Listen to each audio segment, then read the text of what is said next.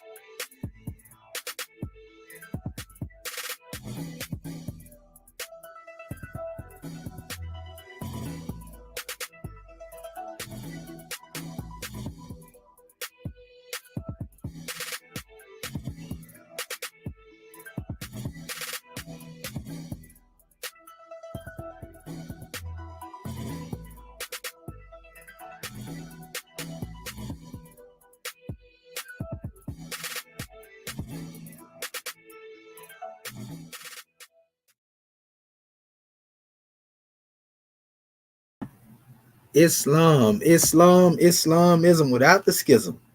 Let us rise upon the 7 and give all praises to the great God Allah, Father God Allah, and honors to His holy prophet, honors to our holy prophet, Noble Drew Ali, El-Hajj Sharif Abdul Ali, that is.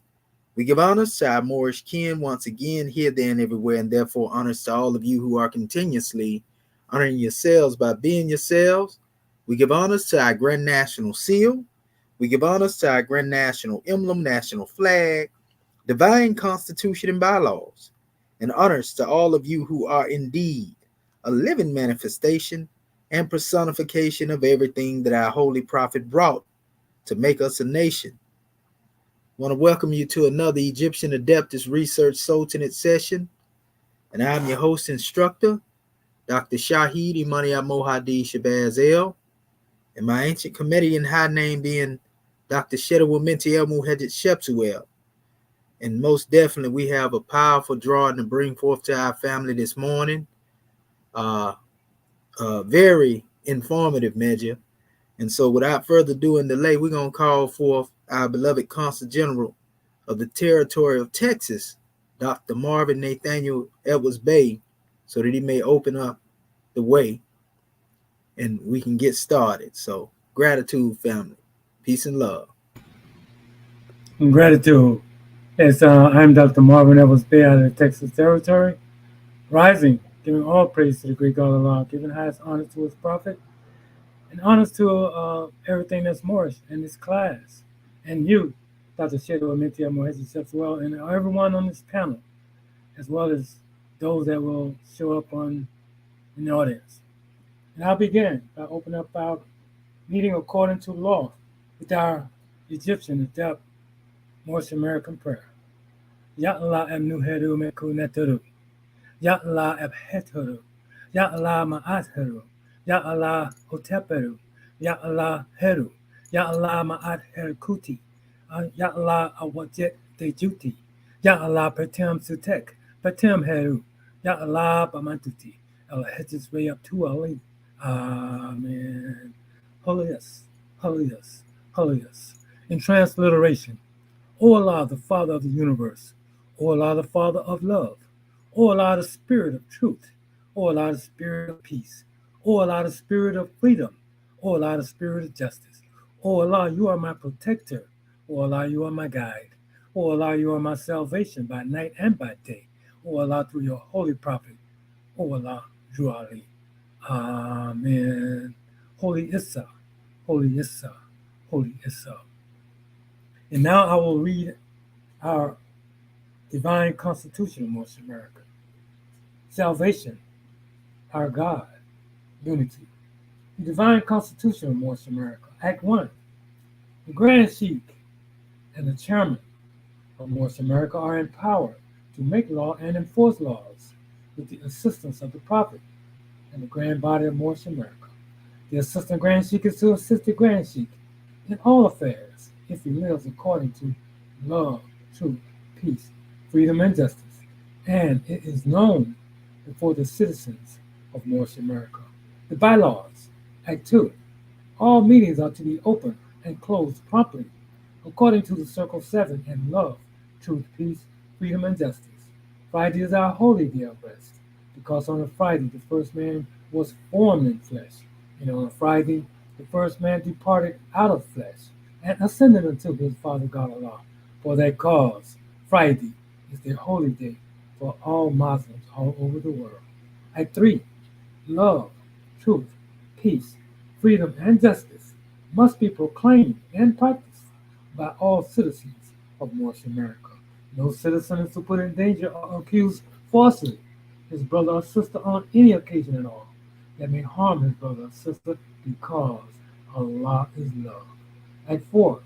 All citizens must preserve these holy and divine laws, and all citizens must obey the laws of the government, because by being a North American, you are a part and parcel of the government and must live the life accordingly. Act 5. No organization of North America is to cause any confusion or to overthrow the laws and constitution of the said government, but to obey hereby. Act 6.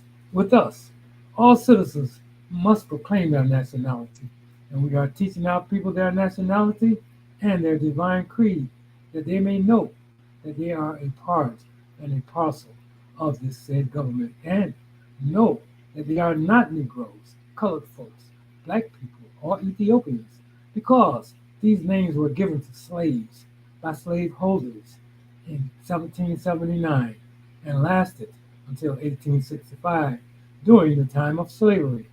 But this is a new era of time now, and all men now must proclaim their free national name to be recognized by the government in which they live and the nations of the earth. This is the reason why Allah, the great God of the universe, ordained Noble Drew Ali the prophet to redeem his people from their sinful ways. The North Americans are the descendants of the ancient Moabites whom inhabited the northwestern and southwestern shores of Africa. Act 7. All citizens must promptly attend their meetings and become a part and a partial of all uplifting acts of North America. North Americans must pay their dues and keep in line with all necessities of North America, and then you are entitled to the name of faithful husband. You must support your wife and children. Wife, you must obey your husband and take care of your children and look after the duties of your household. Sons and daughters must obey father and mother and be industrious and become a part of the uplifting of, of fallen humanity. All Moorish Americans must keep their hearts and minds pure with love and their bodies clean with water. This covenant is from your holy prophet, Noble Drew Ali, through the guidance of his Father God Allah. Prophet Noble Drew Ali, peace and blessings be upon him, founding father and framer of the divine constitution and bylaws of North America. Now this meeting has been opened according to law, love, truth, peace, freedom, and justice. And now I will hand this meeting over to our National Affairs Secretary of the State of South Carolina, Dr. Dendra Ani Akura Bey, Islam. Islam, Islam, Islam. I am Dr. Dendra Nia Kurtabay. First, let me rise and give praises to our great God Allah. I give honors to our holy prophet, Noble Drew Ali. I give honors to Act 1. I give honors to all my government officials. I give honors to our National Assistant Grand Chief for this wonderful class this morning. And I give honors to our Council General of Texas, Dr. Marvin Edwards Bay, for opening us up according to law and reading our Constitution and our bylaws. And I will be reading our new chapter of the week, chapter 52, coming from our Holy Quran. And it reads, Holy instruction from the Prophet, the social duties. When thou considerest thy wants, when thou beholdest thy imperfection, acknowledge his goodness, O Son of humanity, who honored thee with humanity, endowed thee with speech, and placed thee in society to receive and confer reciprocal helps and mutual obligations, protections from injuries, thy enjoyments of the comfort and the pleasures of life.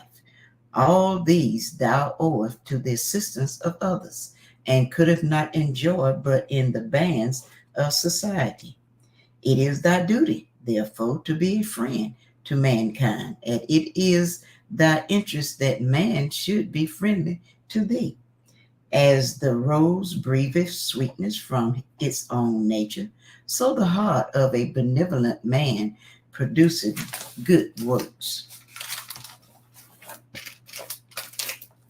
He enjoyeth the ease and tranquillity of his own breast, and rejoices in the happiness and prosperity of his neighbor. He openeth not his ears unto slander. The faults and the failings of men give a pain to his heart. His desire is to do good, and he researches out the occasion thereof. In removing the oppression of another, he relieveth himself. From the largeness of his mind, he comprehendeth in his wishes the happiness of all men, and from the generosity of his heart, he endeavors to promote it. Islam, Islam, Islam. I will now turn everything back over to our National Assistant Grand Sheikh, Dr. Sadhu Amiti El Mahej Yosef Suraya. Islam.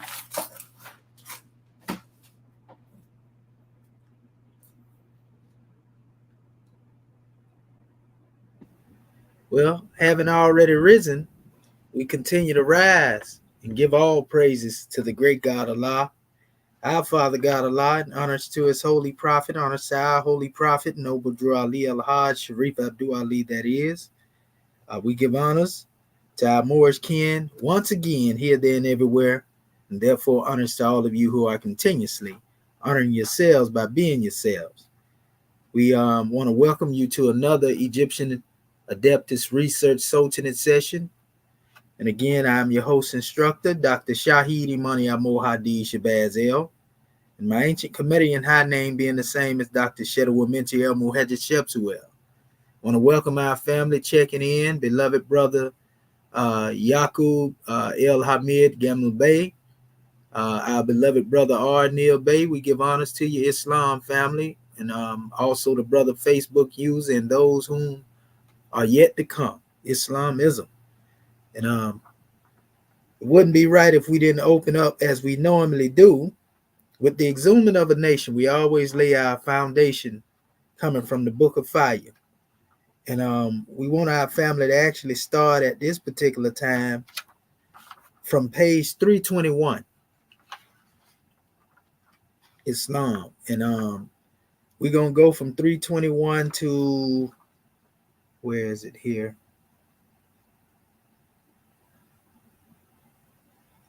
Yeah, we'll go from 321 up to page 326. And we have our family volunteer to come forth. Islam. All right. Islamism Grand National Secretary of the State. We'll have you start on 321 and read to the bottom of 322 above where it says, be conscious of biblical beginnings. Islam. And then we will have our next Moorish volunteer, Islam, Sister Curta Bay. Islam. Okay.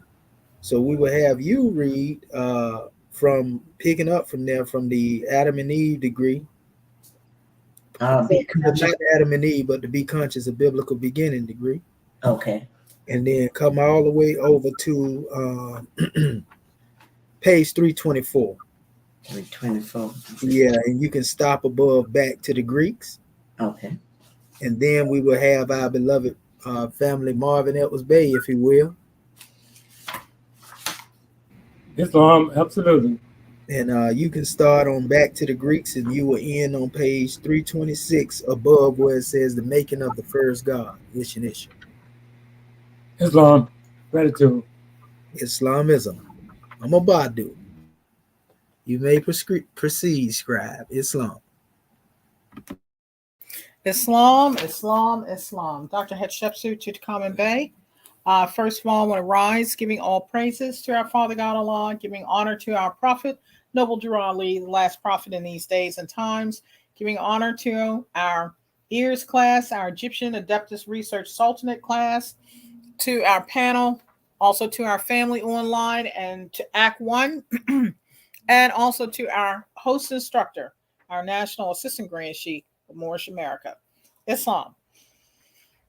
An ancient Kemetic / Moorish history.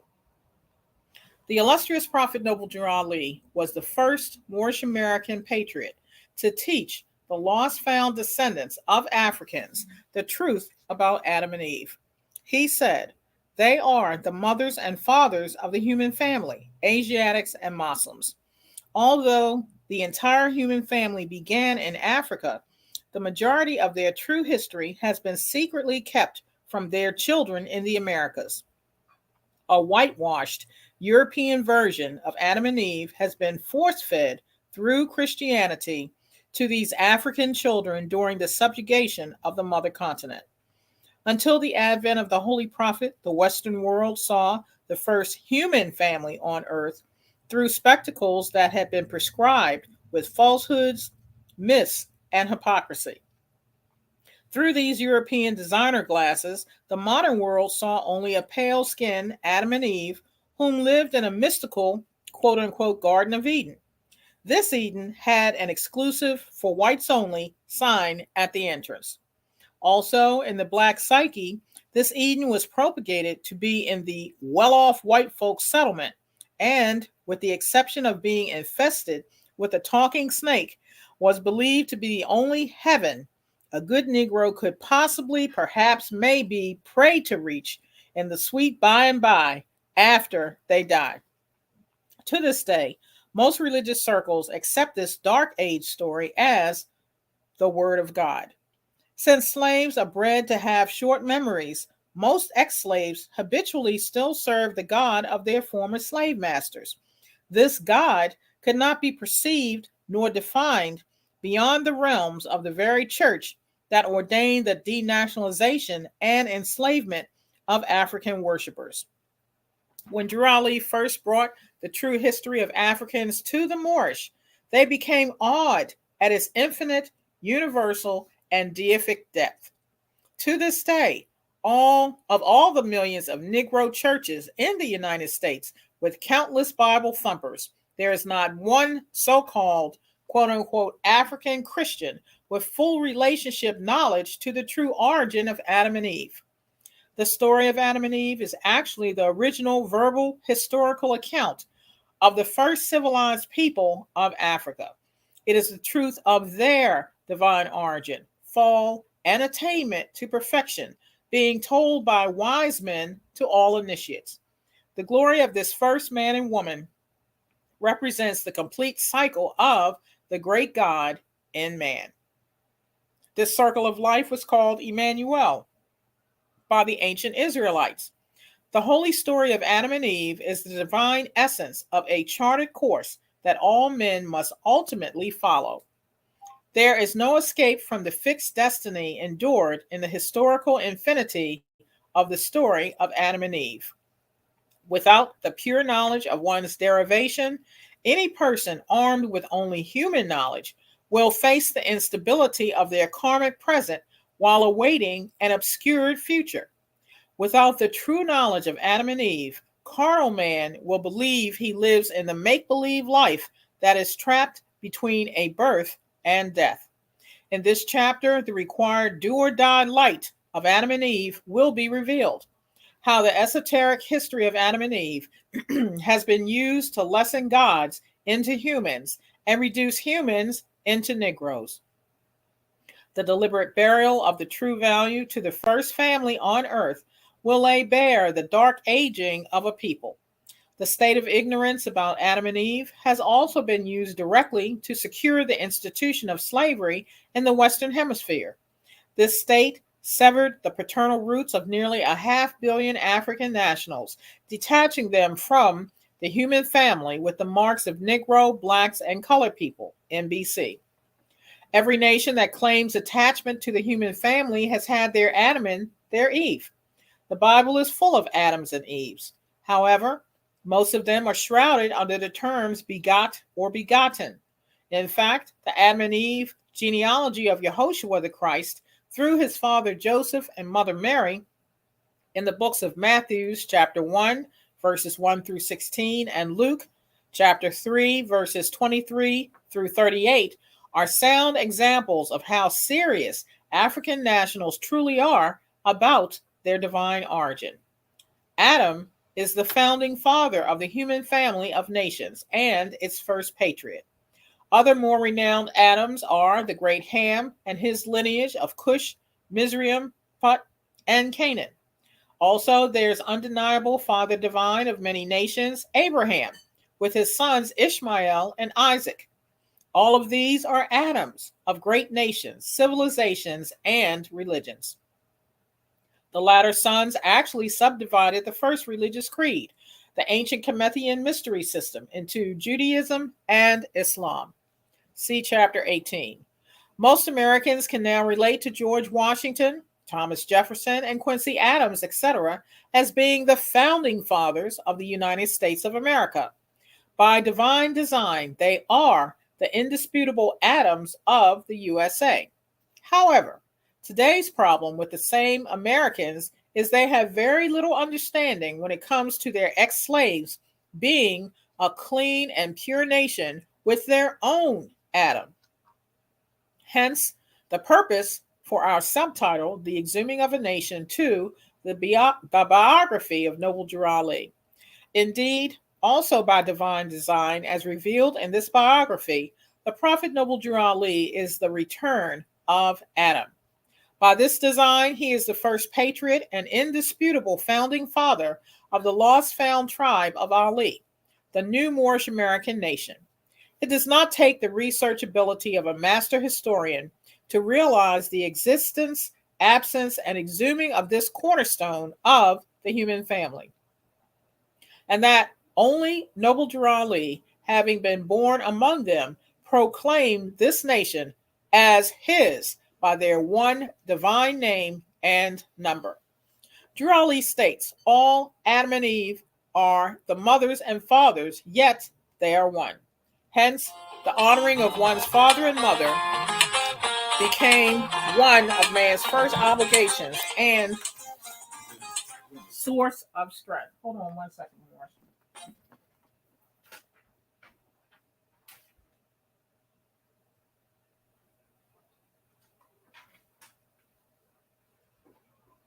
All right, pardon itself. Hence, the honoring of one's father and mother became one of man's first obligations and source of strength. The so-called Negro race and other NBC people are the only people on earth today without mother or father from which to honor. Matthew chapter 15, ayahs 1 through 14. High parental honor has been a covenant among African nations since their fall into humanity. It is more holistic in cultures than any modern day religious concepts and breathes on every civilized family's origin, genealogy, and heritage. Drew Ali also taught the Moorish Americans that they are olive-skinned Asiatics, angels, and have the same Adam and Eve as those who guard the holy city. See Genesis chapter 3, verse 24, and questions number 57 through 63. He educated the Moors to the fact they are the direct children of Adam and Eve. This may seem somewhat acceptable as common knowledge by those in this age of cyberspace and optic centers. However, in 1913, most American Negroes actually had been trained to believe their present idea of Yehoshua, God, and his mother Mary were all pale-skinned and the opposite of themselves. To say the least, to them, God's first man and woman of the Bible had to be ever so white. As far as the good Christian colored people were concerned, the first white family of God in their home, a Garden of Eden, was a delicious and evasive slice of pie in the sky after you die. Surely, this garden was where all quote-unquote white folks and a few good Negroes went to, if they were blessed. Prior to the advent of this angel of Allah, question number 41, the Moorish of North America were miseducated into a dark age of Christianized, Darwinized, and denationalized pseudo-life. As unconscious Negroes, blacks, and colored people in BC, they were deceived into believing Adam and Eve were two Europeans in a God's mystical paradise. It is only natural for a few NBC and some self-proclaimed white folks to defend 2,000 years of deception with a modern Christian statement. It doesn't matter what the color of Adam and Eve, we are all children of God. Even a crash dummy would reply with, since the skin color of God, Adam and Eve, was not important, then why was it biblically taken away and replaced with pale skin? This bitter bit of history of a people's mental status should be well remembered as we now ultimately endeavor into Adam and Eve, as originally told by the ancient ones. But first, let's uncover some more of this 2,000-year-old hoax. Adam and Eve has been mostly told by thieves. No oppressor, slave master, or otherwise ruling government has ever written the accurate history of his or her captives. The Babylonians, Comethnians, Romans, Islamic rulers, and Euro-Christian governments, etc., all have slanted the history of their victims to reflect themselves as superior saviors of the wretched of the earth. Naturally, they were all merely doing their God's will to subjugate or annihilate the inferior enemies in order to save them from themselves. Such history will reflect the victors as having saved the wretched from an assumed inevitable doom. The Grecian Roman interpreted writings of the Israelites' history are by far a prime example to support this reoccurring fact. It turns out, according to prophetic destiny, the pale-skinned nations of Europe are today's controlling world rulers, straddling the current cusp between the Piscean and Aquarian ages. Naturally, their great book, which tells his story of the conquered people of African descent, is the foremost propagated and most read book in recorded history. The Bible. The Bible, by far the greatest book of collected African history to be written by Europeans, oddly enough, was not written by Africans, and it is not the infamous Word of God. No, God did not write the Bible. The Greeks from Europe wrote the first draft of the Bible, and it was called the Septuagint. See Religious Finale.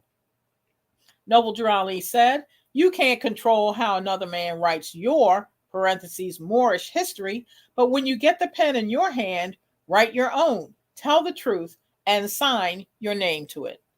The ancient Comethnians, having enslaved the tribes of Israel, misnomered them collectively as Hebrews. This was a very degrading label and not the free national names of the peoples. This renaming or labeling one's chattel is not a new phenomenon. Historically, slave masters have never addressed their slaves by their free names. Slaves, as with all properties, are given slave names.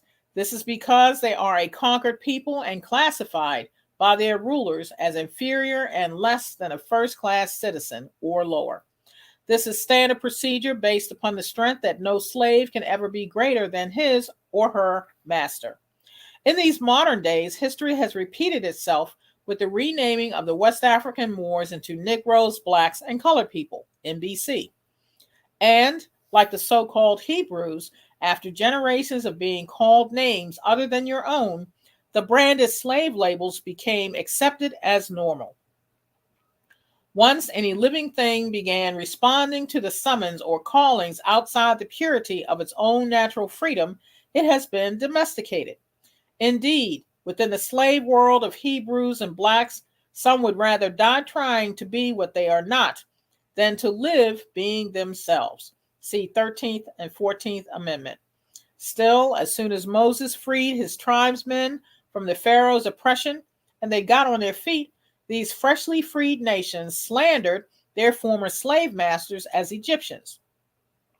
The derogatory label Egyptian replaced the true name Kemethian gods of the Nile in all the Hebrew communications and publications. And so it remained until this day. Similarly, in this era, the European rulers called the descendants of Amexium, Akubalon, Negroes, coloreds, and black. As the so-called blacks were free to read and write, they called their slave master white. And the beat goes on, and the revolving doors of Maya continue going to and fro. The Israelites, parentheses Hebrews, Yehoshua, etc., of 2,000 years ago, did not write the Bible, parentheses a history book about themselves and their verbal account of their creation and fall of man. In fact, the Torah was over 1,000 years old when the Greeks wrote the Bible. The Torah contains Israel's story in their divine accuracy. So there was really no need for another book of their accounts. Ergo, since the Israelites, through which Yehoshua was born, had no use for a book written by their oppressors about them, then who did? Obviously, the authors, whether they milked a council or 70 rabbis to get it or not, it was still written for the benefit of the Greeks, Romans, and subsequent nations of Europe. Islam.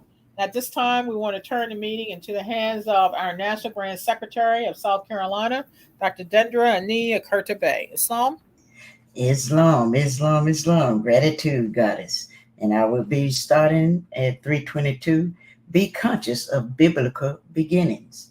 To this day, most do not know they have been lied to by those who wrote the Word of God in their Koine Street Greek language. The biblical Adam and Eve saga was among the first literature the slaves were allowed or force-fed to read, and was greatly enforced with barbaric dosage of the fear of white man God by European rulers and slave masters alike. This was the sole purpose for Freemasonry, the Reconstruction Amendments, and the Ku Klux Klan. Their establishments were to save these black sinning heathens from their own wretchedness and for the unconscious institution of slavery, New World Order. Albeit, since the Greek biblical version is the only version of Adam and Eve known to so-called blacks, then let's sojourn there and see what they look like in the light. Bear in mind, the divine origin of the original Hebrews law of Moses began in the Egyptian mystery system, and the basic European translation of these biblical teachings evolved into a Middleman religion of events, which quite candidly he brewed up. Also, remember now, as Moorish Americans began to write their own history, had it not been for Noble Drew Ali revealing these great truths of the divine origin of African nations, the Western world would not be forced to concede to over 2,000 years of fabricated religion dogma with their information highways and cyberspace intelligence. The true story of Adam and Eve is all about the divine creation and heritage of the original African people. They were not only the first man to people the planet Earth, but their will was emerged with the will of their Father God. Drew Ali placed this in the science of Asiatics and Muslims, the mothers and fathers of the human family. Question number 57. Here it would be good to note a Muslim is anyone who submits his or her will entirely to the will of the great God. Hence, Adam and Eve were Muslims before they become Asiatics and humans. During the millennium of Adam and Eve in the Garden of Eden and into the world called Asia, there were no Europeans made. The hueless ones of the Netherlands were not even a thought. But now today's pale-skinned nations have had the privilege of governing the earth land, telling his story. All of a sudden, they are the foremost authority on the original first family, Adam and Eve. Surely this is surely this is parallel only to a bastard given the apocalypse of great grandparents are hearing fish stories being told by date trees, Mutt telling the history of his pred- pedigree of the green monkey that fathered AIDS. Speaking of monkeys, how is it an entire people who proudly proclaim to evolve from primates know the true history about the human family? Was it not these same people who published the prophetic and oral history from the Hebrew tribe in the first place? Not only that, but as unconscious Moors try to paint themselves black into a biblical history, little do they notice it is the pale skinned nation of Europe themselves who denounced all claims to the biblical human family. This paganistic practice of making God in the image and likeness of man is a gratified weakness among the nations of the earth. In these modern times, the nation of Europe named themselves white, then made Yehoshua in their image and called him God. Domesticated African slaves being forbidden first-rate entry into white Freemasonry and white Christianity were allowed to make their own version, and these institutions in the quiet of their slave quarters. Today, these are various NBC fraternal orders and Christian denominations, fully equipped with their own version of the Bible, complete with Black Yehoshua and surrounding characters in their image and likeness. Oh, the honors of fallen humanity. Can all this be blamed on the rabbit hormones of Mr. and Mrs. Monkey? The biblical story of Adam and Eve, as told by many religions of the cross, originated from Moses and various Hebrew slave tribes of Africa. Most of these tribal stories lost their spiritual significance in the translation from African origin to European carnal comprehension. What was later reported to the world, diluted and spiritually deprived version of origin to European carnal comprehension. What was later reported to the world, diluted and spiritually deprived version of Greek interpretation of the creation and fall of man.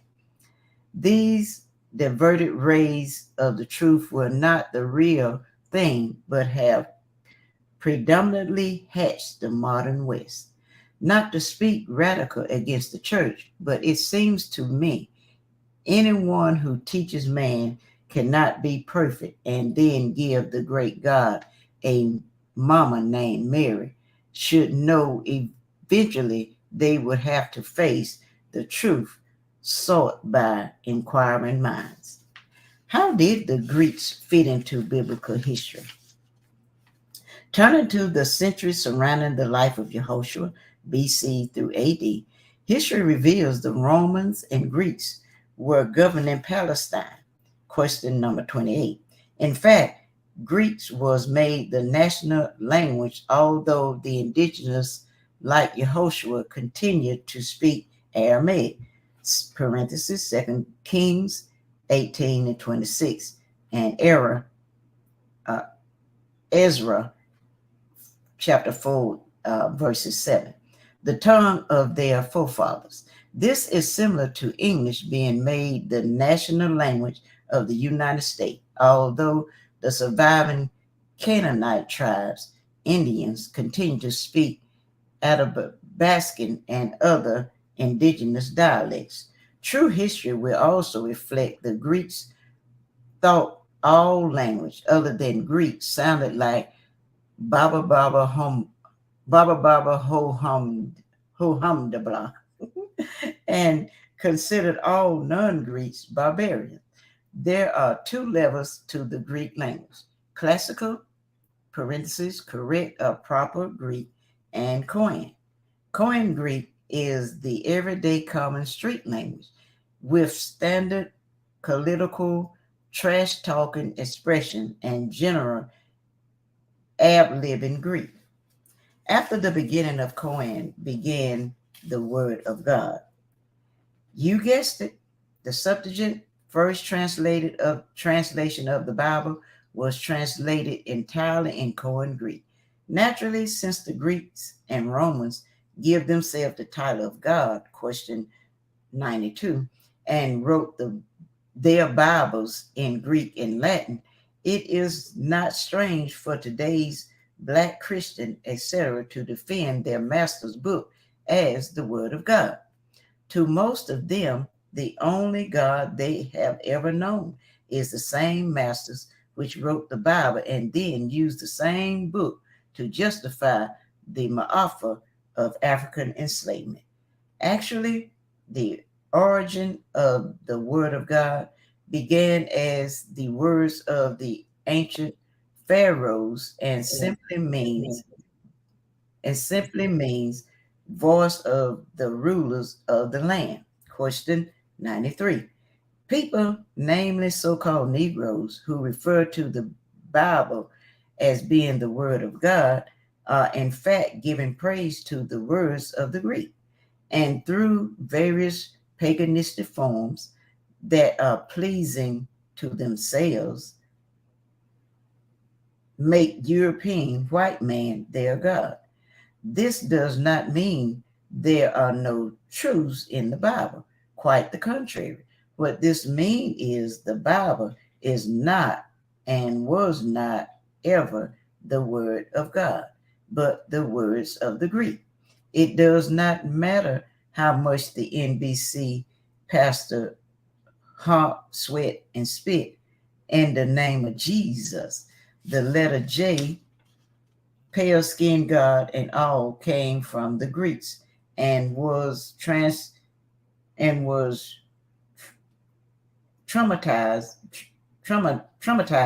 into the slaves by the European brothers. It must be remembered in the minds of the Greek, they were the only gods. As a people, they could not fathom a divine origin and subsequently could not perceive a God greater than themselves, unless it was an African God man, when they called Yehoshua to this very day, whom they call Yehoshua to this very day. No European nation ever knew or worshiped the great God. As Jolie wrote, man's highest idea is his God. The Greeks at their greatest were not powerful enough to completely hide the holy light of Africa that was centralized in ancient Kemet, Egypt. Nevertheless, once the truth has been confounded, it is no longer pure and can do more harm than healing. Where the Greeks and other Europeans have fallen short on African comprehension is for anyone to know the Spirit, they must be the Spirit.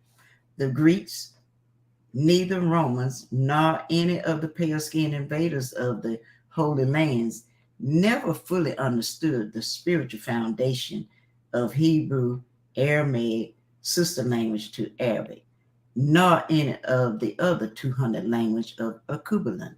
Note, Akubalan means mother of mankind or Garden of Eden. It is in the descent language Swahili of the ancient Kushite. Akubalan is the indigenous name given to the continent, later misnomered Africa by the Romans. Her, her first true and divine name is Amexem, which means land of the holy gods or land of the holy people. Moorish Holy Quran 46:3.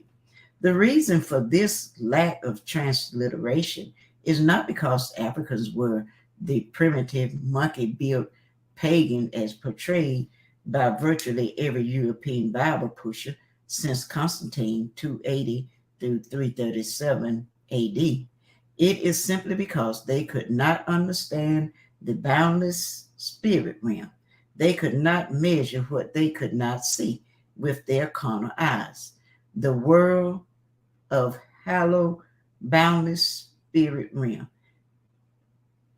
The world of hallowed covenant, holistic cultures, and the line uniting divinity and matter is comprehensible to those unable to see inward, see the third eye. This was the foremost lesson for the Adamites to learn. Whenever European rulers failed to understand the infinite and the timeless, they will either try to destroy or distort the subsequent manifest.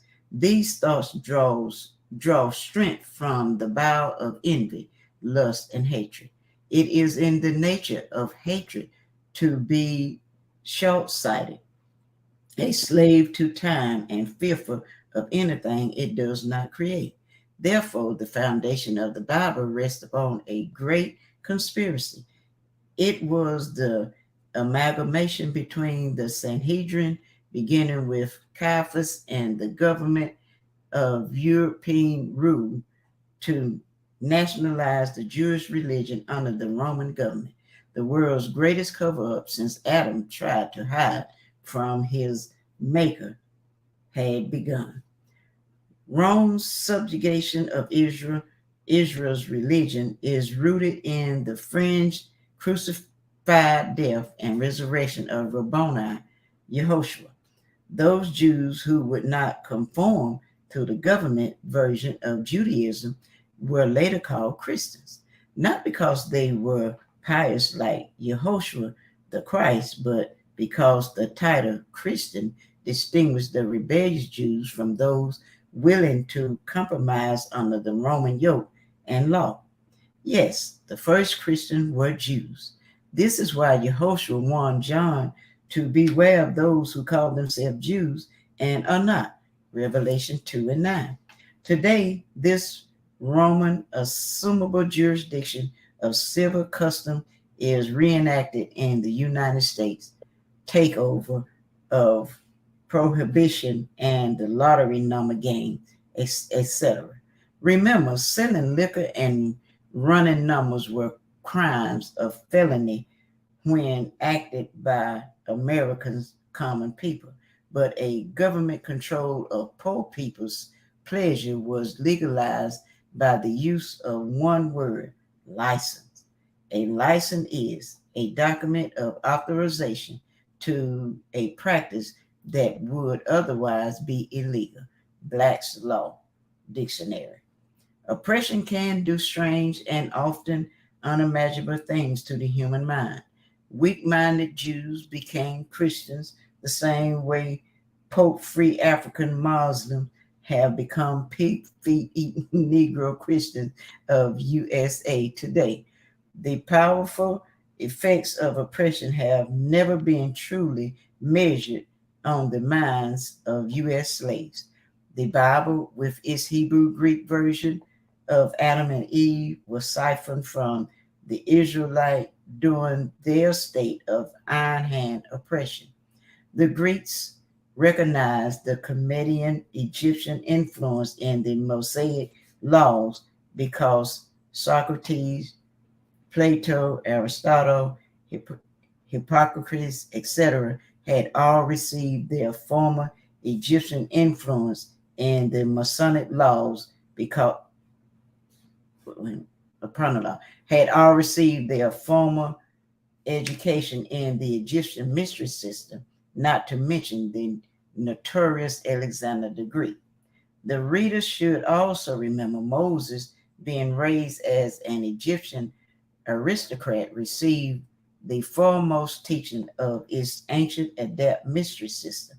These teachings also included perfection of the God Self with its power of dominion over all other living things created by the seven eyes of Allah, the Elohim. This is why the Pharaoh's heart appeared hardened. Pharaoh simply knew all the sciences of the God man, which Moses had mastered before being exiled.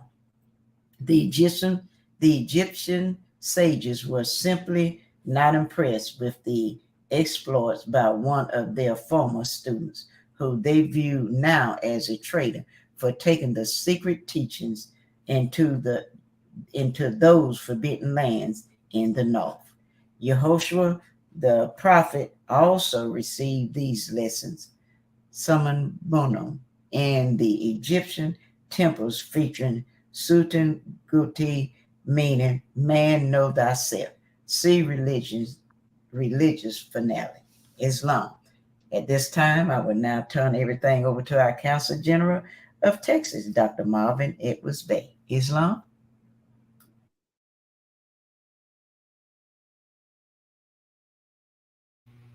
Islam and gratitude. Yes, I'm Dr. Marvin Evans Bay out of the Texas Consulate. Praise and honors have been given. And I'll begin. I'll continue to read. Back to the Greeks. The books of Moses, collectively called the Torah, translated from the Hebrew language containing no vowels into Greek, lost a world of spiritual definition in the very first draft of the Bible's Old Testament. The Greek version of the Holy Bible, called the Septuagint, the Greek word for 70, 70 is also the Egyptian number for brotherhood.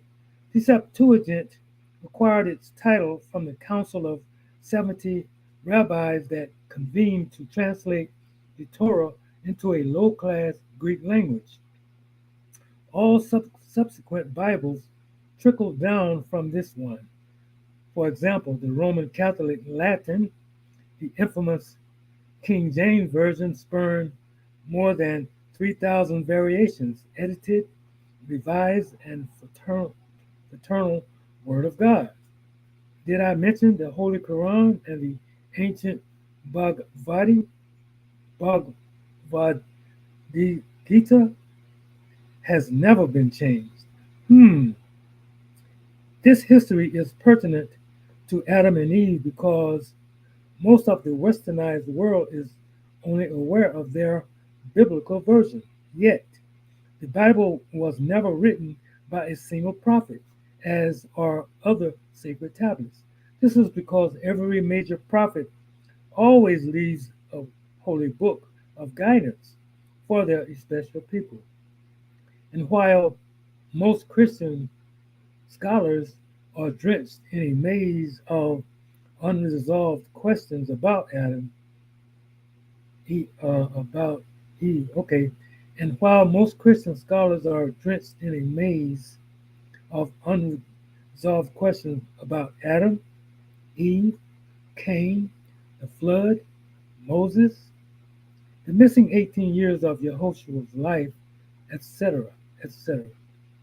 Rarely does anyone question who titled the Bible holy in the first place. Oh, or who said it is the Word of God.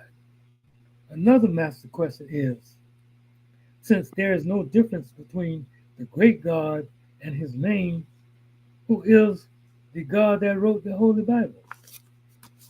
Truth is, the era of Moses was about 1300 BC. The oldest Hebrew story in the Bible only dates back to a little less than 4000 BC. Good gracious. There are pyramids and mounds older than these Hebrew stories. The ancient seafaring Moabites had circumnavigated the entire continent of Amexem by 8000 BC. There were many African civilizations that gave birth to the tribes of Israel, collectively known as Hebrews. In fact, it is not strange that Adam's son Cain already knew his wife, although they were in Nod, east of Eden. Genesis chapter 4, verses 16 through 17. The entire story of Adam and Eve marks the two great civilizations. The first was during the founding of Atlantis, Lemuria, and Mu. This one was before the catastrophic earthquake, which is often confused with a 40-day biblical monsoon called the flood. When Moses led the tribes out of Egypt east into the promised land, did I mention the Moabites were already using Moab? The Amorites were busy in Ammon, and there were some Canaanites still in Canaan. In other words, the promised land was already being occupied by natives of the era. An accurate history would also reflect that the promised land was another lawful province of ancient Egypt, of ancient Kemet, Egypt. During this time, the only gods of the civilized world was the pharaohs who were the rulers of the earthland. They were not too pleased with those who called themselves Jews squatting on their land across the sea. It seems the descendants of those self proclaimed Jews of that era would be repeating the same exodus 3,300 years later in the 1948 Western Bank Proclamation of Islamic Occupied Land. Case and point. The biblical Hebrew stories are not the true origins of the human family. These stories are mostly abstract versions of the divine creation, fall, and perfection of man. These histories of the world were learned by an enslaved people, Hebrews, while under Cometian rule and mystery system, the world's first religious creed, Islamism, by slaves never being greater than their masters, they rarely understand the origin or nature of their master's creed. Anyway, the original Hebrews with Moses' Egyptian teachings did not believe that God or man had beginnings, nor did they believe that spirit man could die, not as long as the great God lives. The Egyptians had taught Moses that man is a perfect being. This is why the great Torah, in its original Hebrew text, is by far more accurate than today's infamous Word of God. But only a few NBC people dig back far enough to the origin of a given matter. The truth of the creation and fall of man states time never was when man was not. If life of man at any time began, a time would come when it would end. Most Holy Quran, chapter 1. In contrast to this immutable truth, the Greeks' Holy Bible gave God the creation of man various time slots, with the Bible's infamous opening alpha passage of in the beginning, Genesis 1:1. In the beginning is the Greek misinterpretation of the Hebrew oral history and became the start of today's once upon a time instruction to some Western stories. Only one kind of person would equate the infinite absolute with the finite duration called time.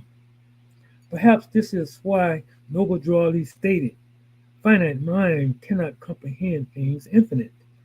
Ironically, the majority of the man-made people, American Negro, blacks, have not figured out one major problem. With all of the religious and political world rulers and evangelistic preaching about love for humanity, why is it that none of the major religions teach them the truth of who they are? But then again, the problem itself has been a secret till now. Now, with some of the biblical discrepancies and other Greek Roman slants to the original man aforementioned, let us now remind ourselves of Africa's Adam and Eve.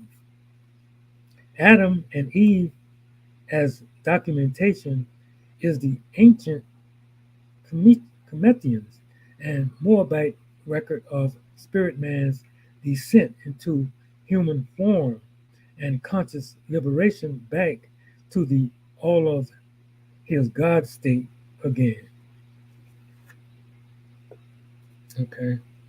For those black African Americans, especially stuck in the stupor of disbelief and never questioned what God Greek is, the Bible truly the Word of God, Word of.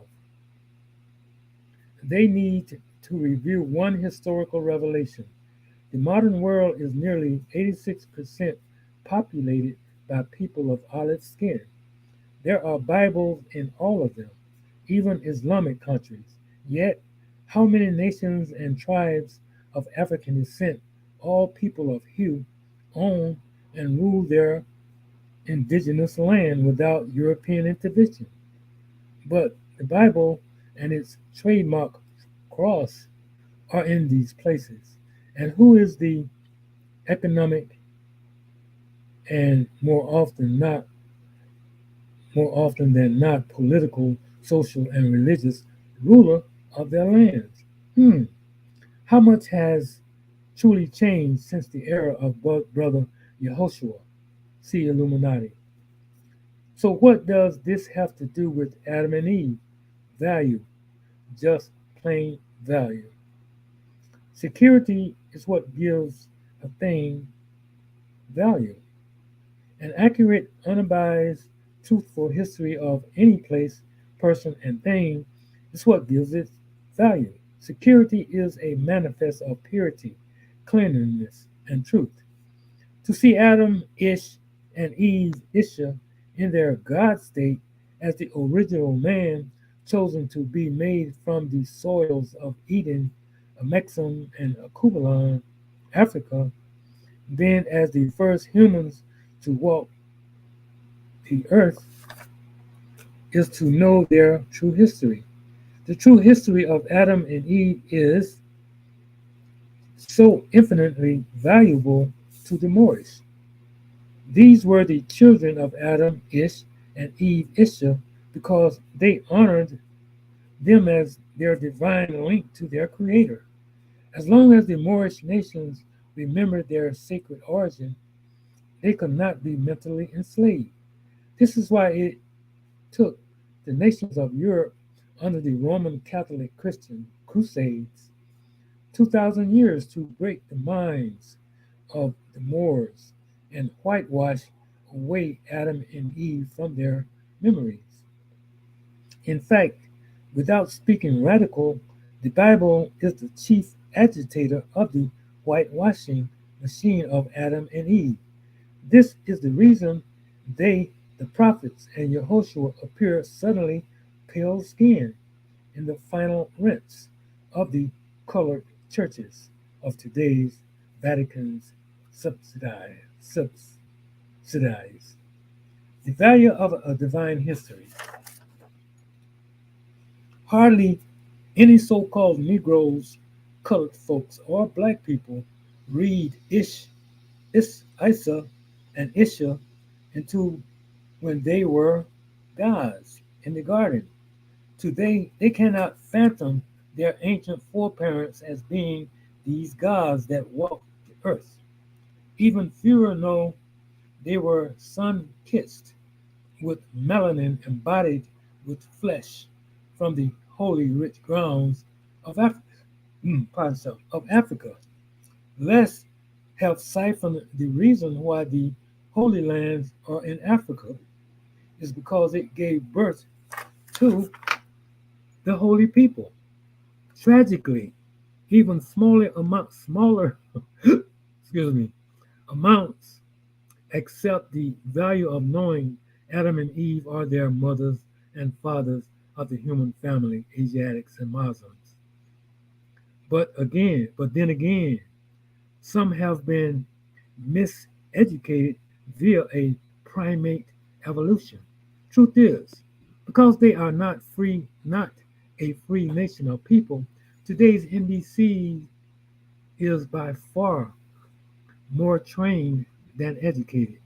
This formula is verified by the fact only property can be trained, while education belongs to the citizens of free national governments. Hence, Negro and blacks being property names that identify those persons detached from the human family and not having father and mother can only be trained at best.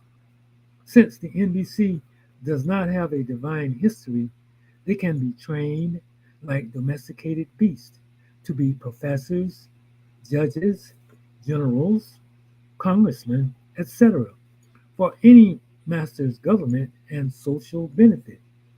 In the end, no property can accrue national prestige, wealth, independence, or prosperity. As long do I continue the making of the first god Issa? Isa? No, no, sir. Islam. Islam. Thank you. Actually, what I would do, is I actually pick up in that area. But I want to break and I give honors to all of you scribes for the readings, because in science, in the field of science, you will hear them use the term mitochondrial Eve, and the Y DNA Adam. So these terminologies are terminologies, though they have been understood from a biblical perspective. They use these terms in relation to dealing with scientific expressions, of what they would call, the oldest, our most common ancestor, and so forth and so on. And we deal with the concept of the antecessor, which are the earlier settlers. And so when we use the term Adam and Eve, we want to give honors to our Grand National Chairman for pointing out that each particular nation has their own Adam and Eve. Just like in science, they talk about the mitochondrial Eve and the Y-DNA Adam. Each particular nation has their own particular, patriarchal and matriarchal mother and father, so to speak. And the chairman did a great job in showing, that a lot of this stuff that they have was nothing more than a remix version, of what was actually being taught in the records of ancient Kemet. In another way, for example, just dealing with the names in and of itself, if you understand etymology, we know that Adam, in one aspect, is a corruption of Atum, because D is interchangeable with T, and you can place any vowel you want to in the midst of that in special measure, A-E-I-O-U, either one you want to choose, if that's what you would like to do. But at root, if you were to change that D and the T, we can go back to Atum in ancient Kemet. And this transcends the concept of an Adam, an Eve from a 6,000 year concept. This goes back to the very beginning of Kemet, and the expression of what we would call in our Moorish teaching, spirit man, or what we call flesh divine, the gods, that represented principles, coming out of the cosmology and also being able to become manifest in the human flesh or take on human form, so to speak. So though you would see Atum being spoken of in the cosmology, for example, in ancient Kemet, you would often also see Atum being expressed in the form of male deity, so to speak. And so we also know that harness in this special expression, we find the concept of where they get the atom from, in science and so forth and so on. So to us, when we look at the beginning, as they like to call it in the book of Genesis, for example, we understand that we ourselves, coming from the realm of the stars, coming from the celestial realms, we actually took part in our own creation. This is what we learn by dealing with the way it's told, a bit distorted in the way that they tell it in the book of Genesis, but we can see, the journey in the way that we manifest this from a comedic standpoint. And I've demonstrated this many times in the past with the charts, because we know that Autumn, and then you deal with Gib and Nu and Tef Nut and so forth and so on, Shu. You get to speaking of Alsar and Alset, which represent another expression of, for example, concept of, the ancient aspect of a mother and a father, which later comes into being what they would call a mitochondrial Eve and a Y-DNA Adam. If you want to look at it for the people that don't understand, give them some understanding of it. This is scientific terminology that they're using that come from biblical reference. So we don't read the book, as other people read the book. We can see the distortions. We can see the remix. We can also see those things that were taken from certain stories, and this is why they call them legends, mythos. A lot of people think the term mythos is something negative. Nothing wrong with that, because myth is something that is based upon a legend that is often true in most cases. And so this is what we find in the biblical text, mostly different stories being taken from different aspects of history. We know this to be a fact. Some books are completely plagiarized as far as the English version is concerned. We can also see the connections to certain Kemetic words, and that's why it's good that we are dealing with the language, that we are dealing with. We can see the connection in the Kemetic words and certain words in Arabic and what they would call Hebrew that basically from the same root are actually the same word that never even really changed. And, we call these strong words.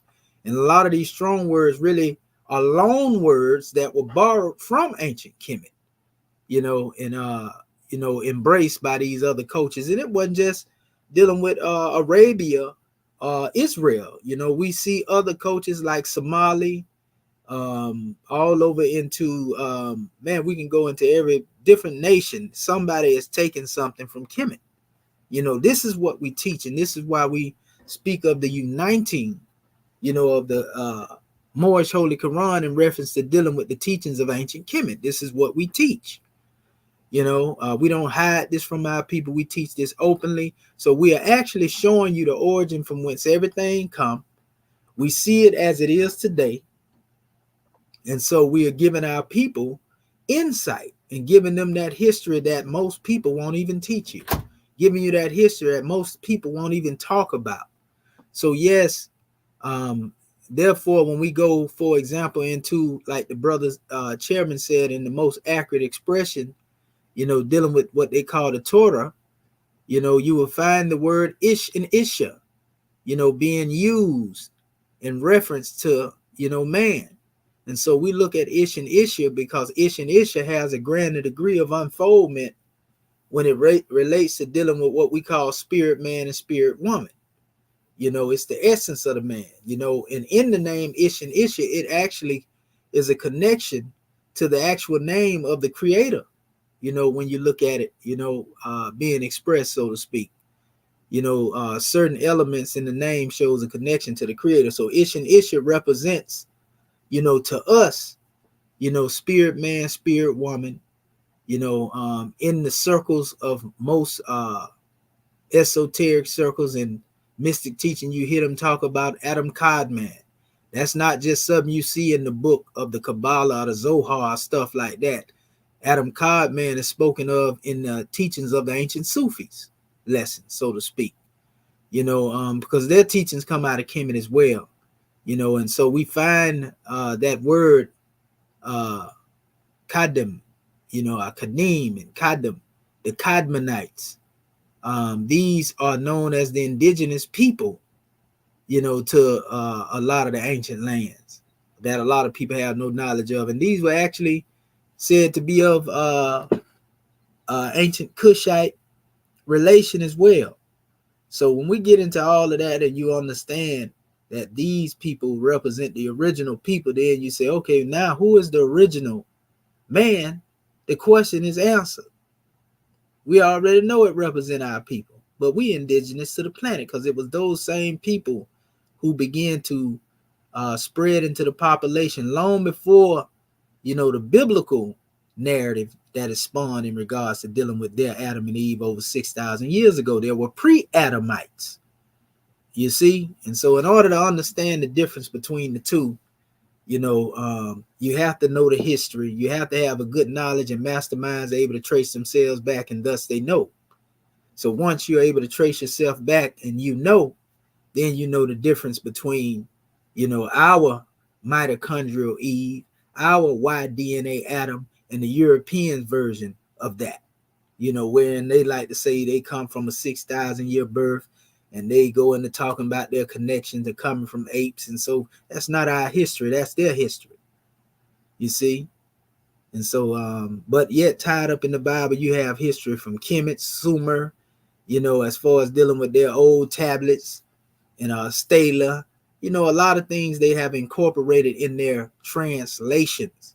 And so that's why we are here to give our family the proper knowledge, wisdom, and understanding. If they don't understand properly, they will begin to think that, oh, we promoting the European version of the Bible. No, we're not. We are critiquing it just like we critique this language that the European came up with. You see, we trying to re-educate our people, but the only way out of the fire is through the fire. Prophet Noble Drew Ali say, Moors, don't throw your Bibles away, because we're going to use them to condemn the European. And in this special case, that's what we demonstrate. We condemning that European thought pattern. We condemning that Eurocentric teaching. You see? And so that's what you have to do. Speak to the people in the language that they're familiar with. Embrace them where they at and take them where they need to be. You see? So once you understand that, it don't get no plainer than that. And so we understand, for example, Prophet Noble Drew Ali tell us in the 102s that the descendants of Adam and Eve are Lucifer, Satan, devil, dragon, and beast. So we know this is not talking about our mother and father, because he even goes on to tell you, who these descendants were. They were the pale-skinned nations of Europe. They went into Europe. So that's not talking about us. And then if you go into the highest expression of it, Prophet Noble Drew Ali emphasizes in the 101, of the fact of them being mothers and fathers of the human family, Asiatics and Muslims, them two different degrees. You see? So when we talk about Asiatic and Muslim, now Asiatic is the earthbound condition. That's the state. That's how we represent ourselves as a race. The Asiatics to us represent the people, and this term was used in ancient Kemet too, by the way. When they use the term Remet, the word Remet, which represent man in general, the word Asiatic, is often being connected to that in special measure. But Asiatic was a term that was used to represent, a conglomerate of nations. And so Prophet Noble Drew Ali took that and brought that up into the modern times and expressed it, because during his time, that's how people were referred to, as that collective. And that's why in the teachings of the NOI, you hear the people say, well, who is the original man? The original man is the Asiatic black man, maker on the cream of the planet. They just put the black part in there, but, the Asiatic measure is there. You know what I mean? It's the same premise, because that knowledge was prevalent, especially during that time. And so when we say Asiatic, that's why you hear us talk about the uniting of the Asiatic states. This is talking about all our people, no matter what you belong to. You can be Black Panther Party, NOI, so forth and so on. We talking about all of our people being united, not just people that call themselves more, 5%, whatever. You know what I mean? We trying to unite all of those Asiatics, you see? And also, when we say the uniting of the Asiatic nations, this is being extended abroad. When you go all the way into the East, or just all the way around the world where our people to be gathered from, because just like the NOI would tell you, the whole world to us at one time was expressed as Asian. We got maps. We done proved this stuff before. They even referred to certain places, Asia Minor, Asia Major, and so forth and so on. But not to get into the semantics, because this word actually came from Asu, which was a word from Sumer. That's where the word Asia actually derived from. But from a grand expression to get into some high science, when we say Asiatic and Muslim, if Asiatic represent us just being who we are on the earthbound plane of things made manifest, then the Muslim, like the chairman said, existed far before, this Asiatic. And we're not talking about Muslim as a man, but Muslim as a principle. And Muslim as a principle, the way we say it, instead of Muslim, Muslim mean one who submit to God. Muslim is one who is the will of God. You see? So it's difference between submitting to the will and being the will. So from an adept standpoint, we call that being fruition.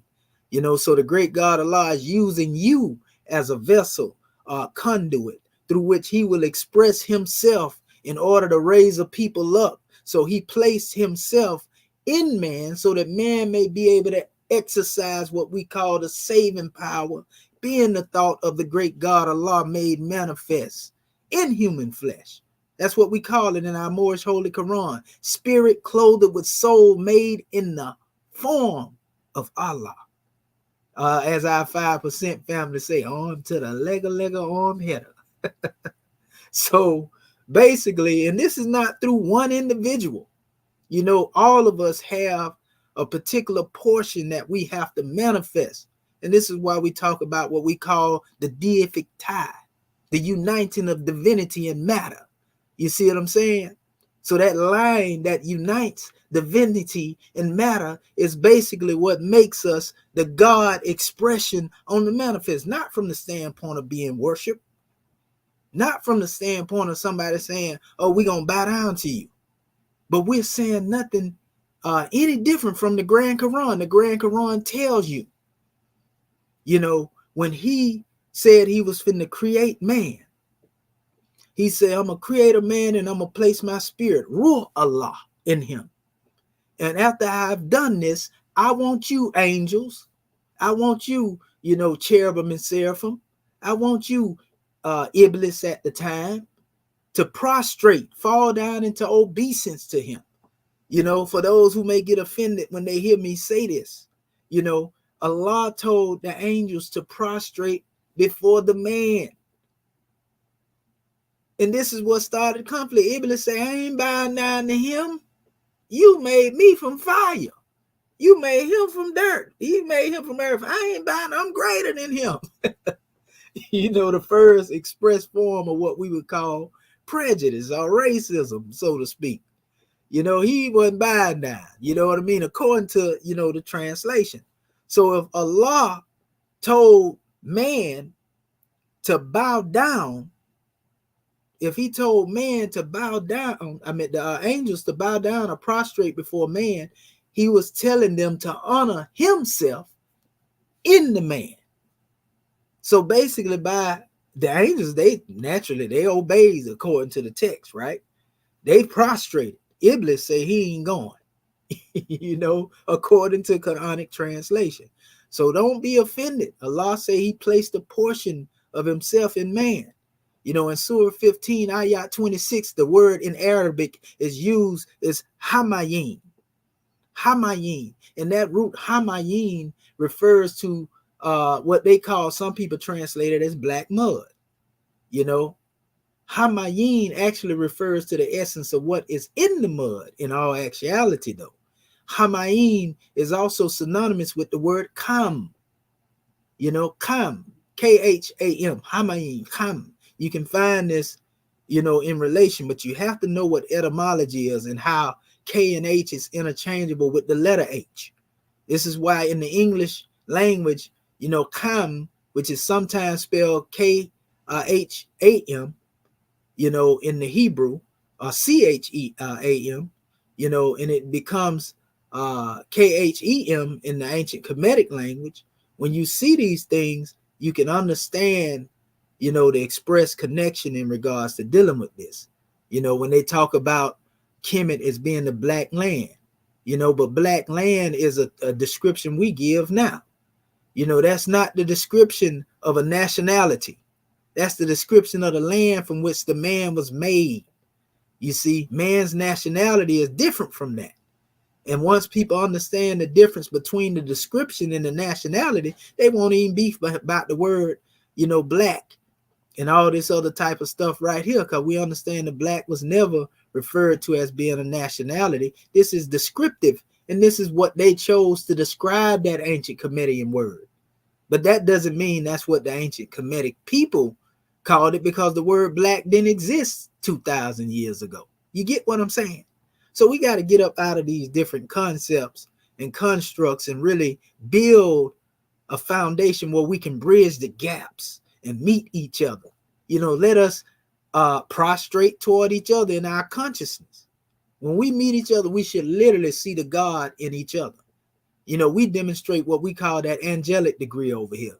I'm Swift Angel number 4. My chairman, Swift Angel number 1. He the one that gave us our angel numbers. You see what I'm saying? And so we are automatically dealing with a meeting of the mind, and we are in prostration consciously in honor toward each other. It should be like this between a brother and a brother. It should be like this in the household, between a brother and his sister. Once we can see the God within each other, we will honor each other at a greater level if we honor, the God within. So this, it don't get no plainer. This is what we talking about, Ish and Isha. So I'm going to read this little piece right here on Ish and Isha. Then we're going to go further into our measure just to make it plain. And we actually have some artwork, family, that we put out here many times to show you the difference between, the Muslim and the man, so to speak. Because every man is not the will of God. You see what I'm saying? Every man don't want to be the will of God. So we teach, instead of submitting to the will, we conform to the will. What does the word conform means? It means you are taking upon those special characteristics. You ain't just submitting to God, you conforming to the will of God. If you conform to his will, then that means that you moving in action, and you are the will. You are his expression. If he want the people to have some love, he gonna send you.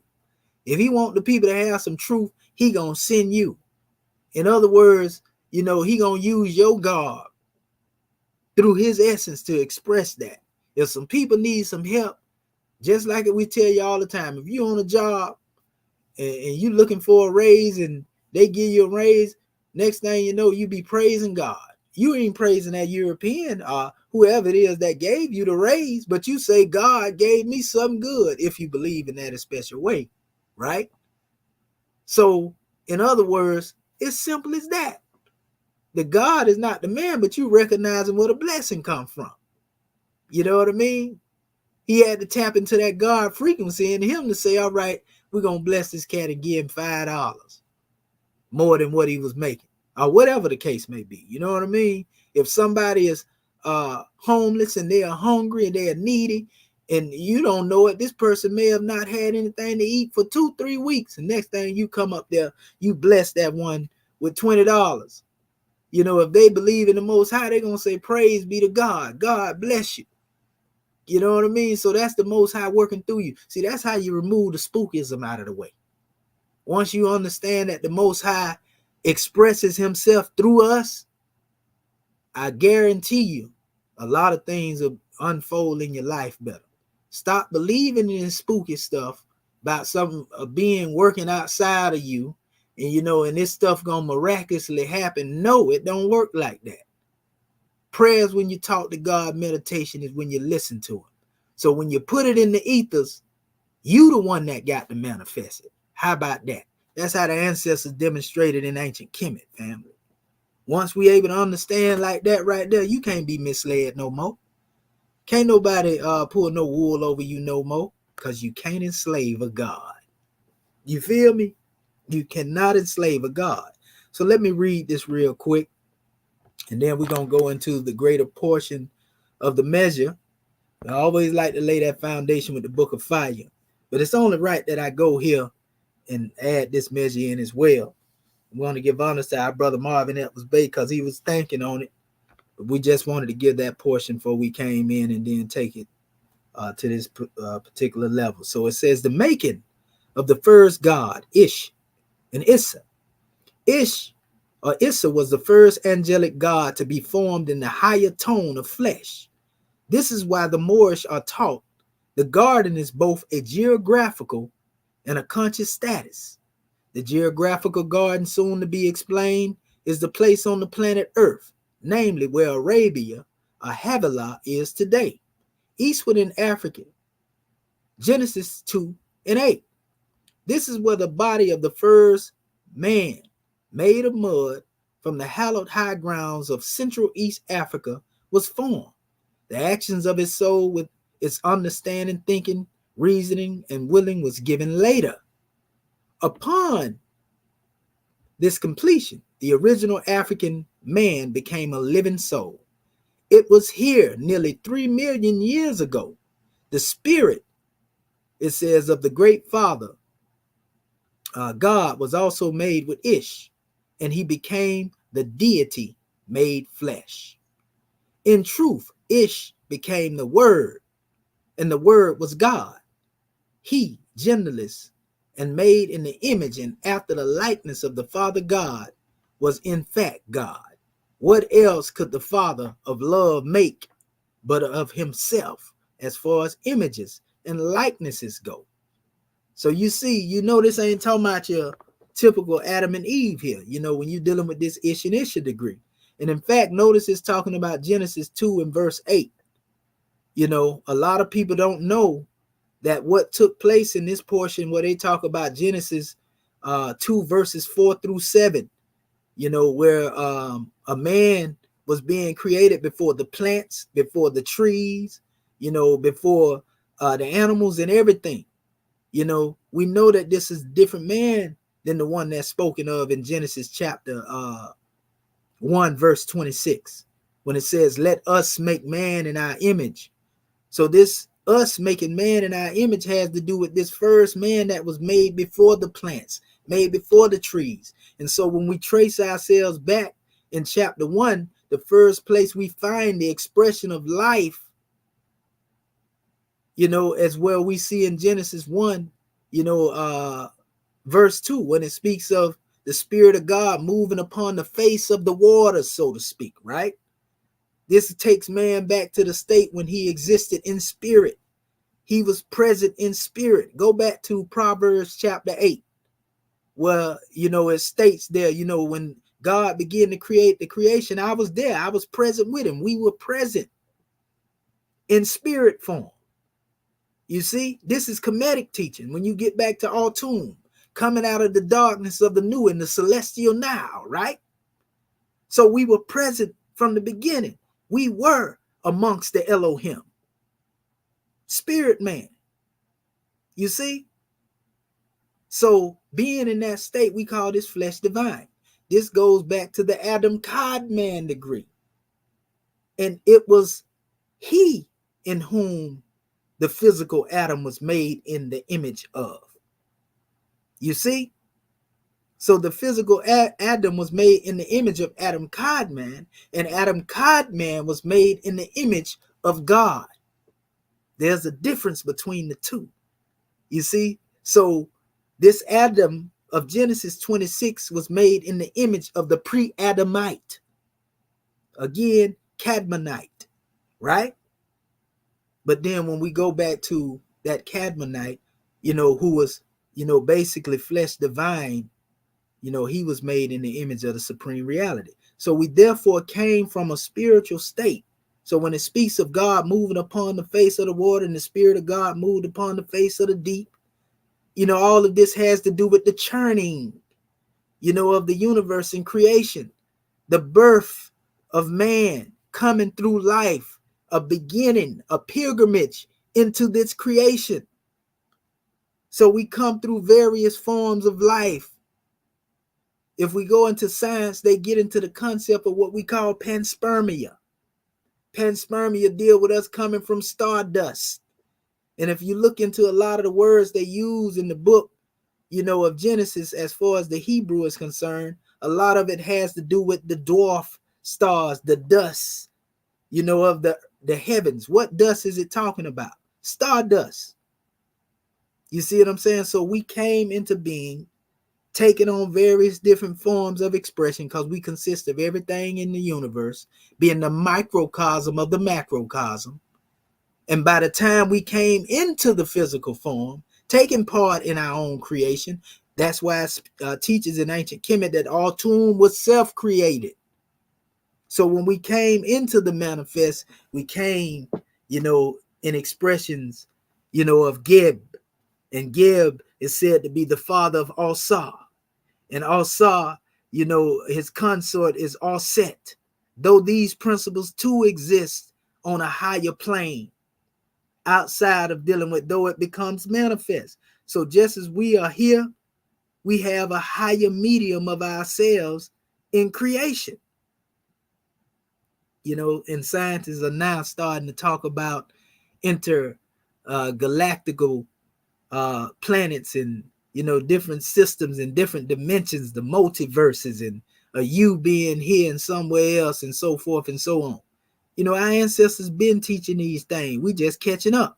So anyway, it goes on. It says, Eden's garden planted eastward also described the body of man receiving the boundless spirit consciousness of his creator and fine use of soul. These two gifts were placed in the center of the created man. His garden is made of pure thought activity, where things are made of thought. In the Hebrew language, Eden has the delightful garden of God. This is where man's will must be applied in the cultivation of his thoughts. Man's thoughts are either of choice flowers with perfumes or weeds of tumors. The term east and center are synonymous and interchangeable from a conscious point of view. This is why a true Muslim, yogi, Jew, adept, etc. faces the self, east, when praying or meditating or otherwise communicating with their and our creator. Of course, some scholars call this degree worship, Sufism, occult, and even devil worshiping, ho-hum. But these are mere scholars still unaware of the infinite God state of their own God. If these students would just remember everything conforms to its own nature, just like we conform to the will, right? The ethers of our native plane, right? It is in the nature of the mind to become God. Anyway, moving right along, question 57. Who were Adam and Eve? They are the mothers and fathers of the human family, Asiatics and Muslim, 101s now, right? We just spoke on that. This is the question and answer of an American-born Egyptian adept master named Sheikh Sharif Abdul Ali. And the reason a lot of people get caught up about the name of the prophet, but what they fail to know or realize, all the way down to even the brother, R. Love Air, for example. We seen him on camera even admit that the name El Haj Sharif Abdul Ali was the name of the, well, actually he went to Kemet par himself. But the El Haj Sharif Abdul Ali name, what people don't know about this actually refers to the prophet's journey into Kemet or Egypt. You see what I'm saying? And I said that because you got a lot of more saying his name ain't Sheikh Sharif. He never went to Egypt. He never went to Kemet. And these are people who didn't come through the proper line of adeptship. So they wouldn't have this history. So when you hear a Moorish American talking like that, it's because they didn't, that's a sign they didn't come from the proper lineage of the prophet. Because only this knowledge would be passed down to those mouth to ear, so to speak, that actually come from that lineage. You see, and most of the one that don't know it, they can't give what they don't have because they didn't come from that lineage. You see, that's a sign or a key that I want to give to my Moorish fam. He said that he was going to give his good Moors his high name. And if we know if he was already being called Noble Drew Ali was not his high name. You see, his high name is the name that he gave, again, from word of mouth, from mouth to ear, to those who came through his chambers. And in fact, that's a sign of knowing that you came through his chambers or you was taught by one of the adepts, because they would have the prophet's high name. You see? So El Hajj simply means the journey. That's the Hajj. How you going to deny the prophet his Hajj? You see? And then, the Sharif aspect simply is a translation of the English word noble. Right? Abdul has to do with servant. The prophet is referred to as not only a servant, but a savior of humanity. So he's servant. We had a chapter dealing with master and servant. You learn how to be a greater master by being able to serve your people, being of service to, the higher self, so to speak. So that's the Abdul. He was drew out, of the ethers to demonstrate this service to his people. This ain't by chance, and that's why the last portion of his name is Ali, which means the Most High. You see, he was the Most High because he was the most elevated, among us. He was raised from amongst his people and elevated in consciousness. But Ali also has a connection to the tribe, that comes through the lineage of the knowledge of Ali as it relates to those who are Moorish descent.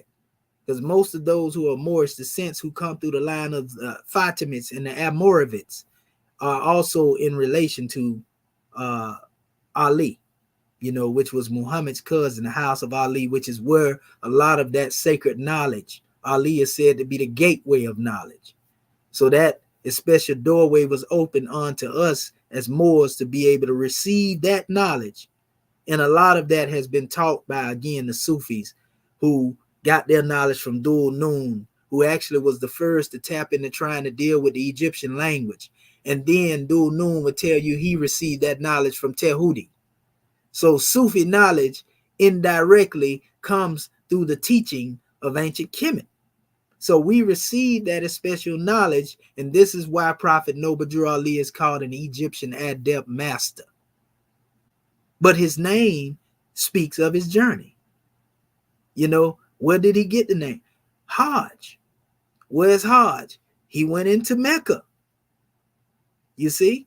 What does the Sharif aspect in Abdul? He received that from Prince Ibn Saud. You see? So that's showing you coming out of Arabia and then coming all the way back over into the West on his way home, going into Fez, and Timbuktu and so forth and so on. He received the last portion of his name.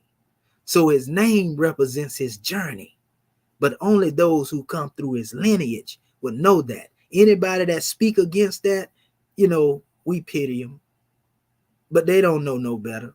They just going off of what they were taught. You see? But we know we come from one that actually was taught by the ones that was taught by the prophet. Not just one, but many of those. And we give honors to our Grand National Chairman, being the last, of those, like, so to speak, in this era and time that's still on the front line out here demonstrating with the people. So we just wanted to say that as we go on. But anyway, it says all masters, prophets, angels, saints are messengers using languages of wisdom, uniting divinity and matter. So what is the meaning of this question and its answer? In the darkness of misunderstanding, the very simple becomes most complex. In the light of understanding, the complicated becomes simple. We need to understand Adam and Eve so that we can better know ourselves. At this level of Adam and Eve, we must go into Emmanuel. You know what Emmanuel means, right? God is with us.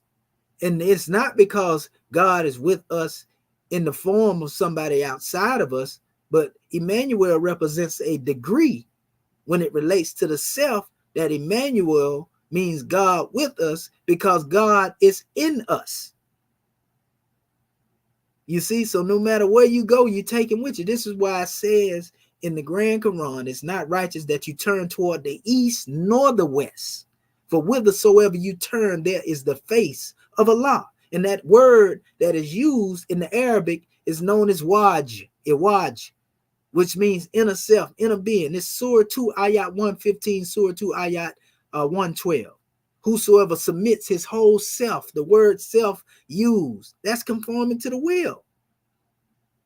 Self is waj, and this word goes back to wajet in ancient Kemet. So you got to know etymology. Once you know etymology, you can see what these things mean. What does wajet mean? Wajet represents the eye of Heru, or the eye of Ra. The wajet actually represents your spiritual station, indwelling consciousness of divinity.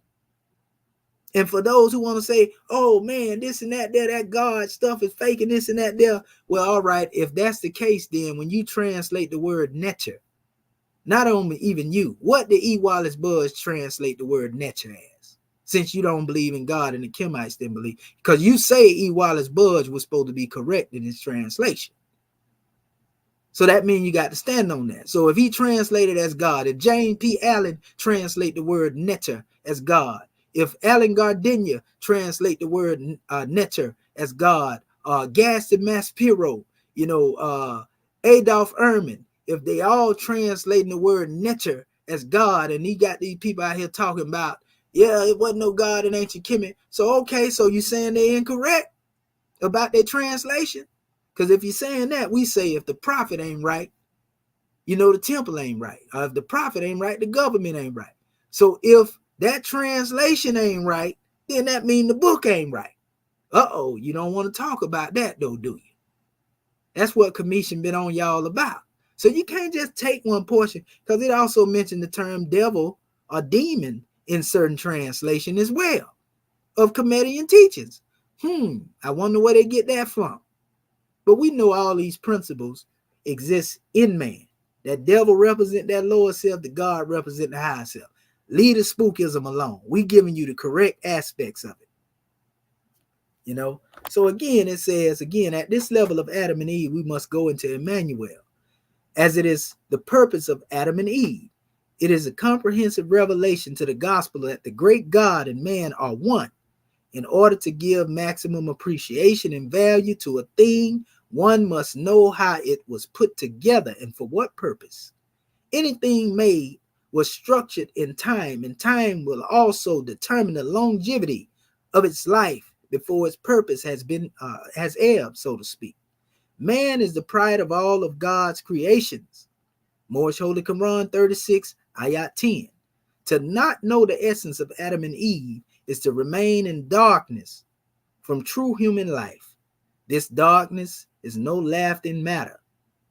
It is man's unconscious self-imprisonment between the two great illusions of his carnal birth and death. Man needs to know his life is actually spent to build a temple of perfected man. This life is nothing but an illusion and absorbed in a finite duration of time. This is only mere, just a simple play of consciousness. If at any time the life of man began, the time would come when it would end. Moorish Holy Quran. Time never was when man was not. We was always there. We always existed. And like I said, I always give that expression. So what we're gonna do, we're gonna open up our particular measure here. Let me close this out.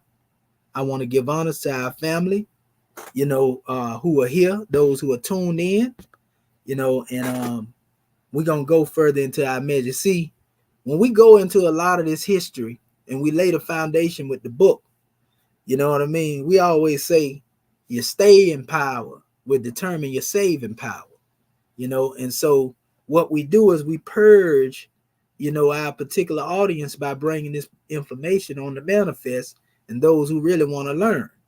So now let's go into the grand aspect of the message that we have to bring forth now that we have made clear our premise.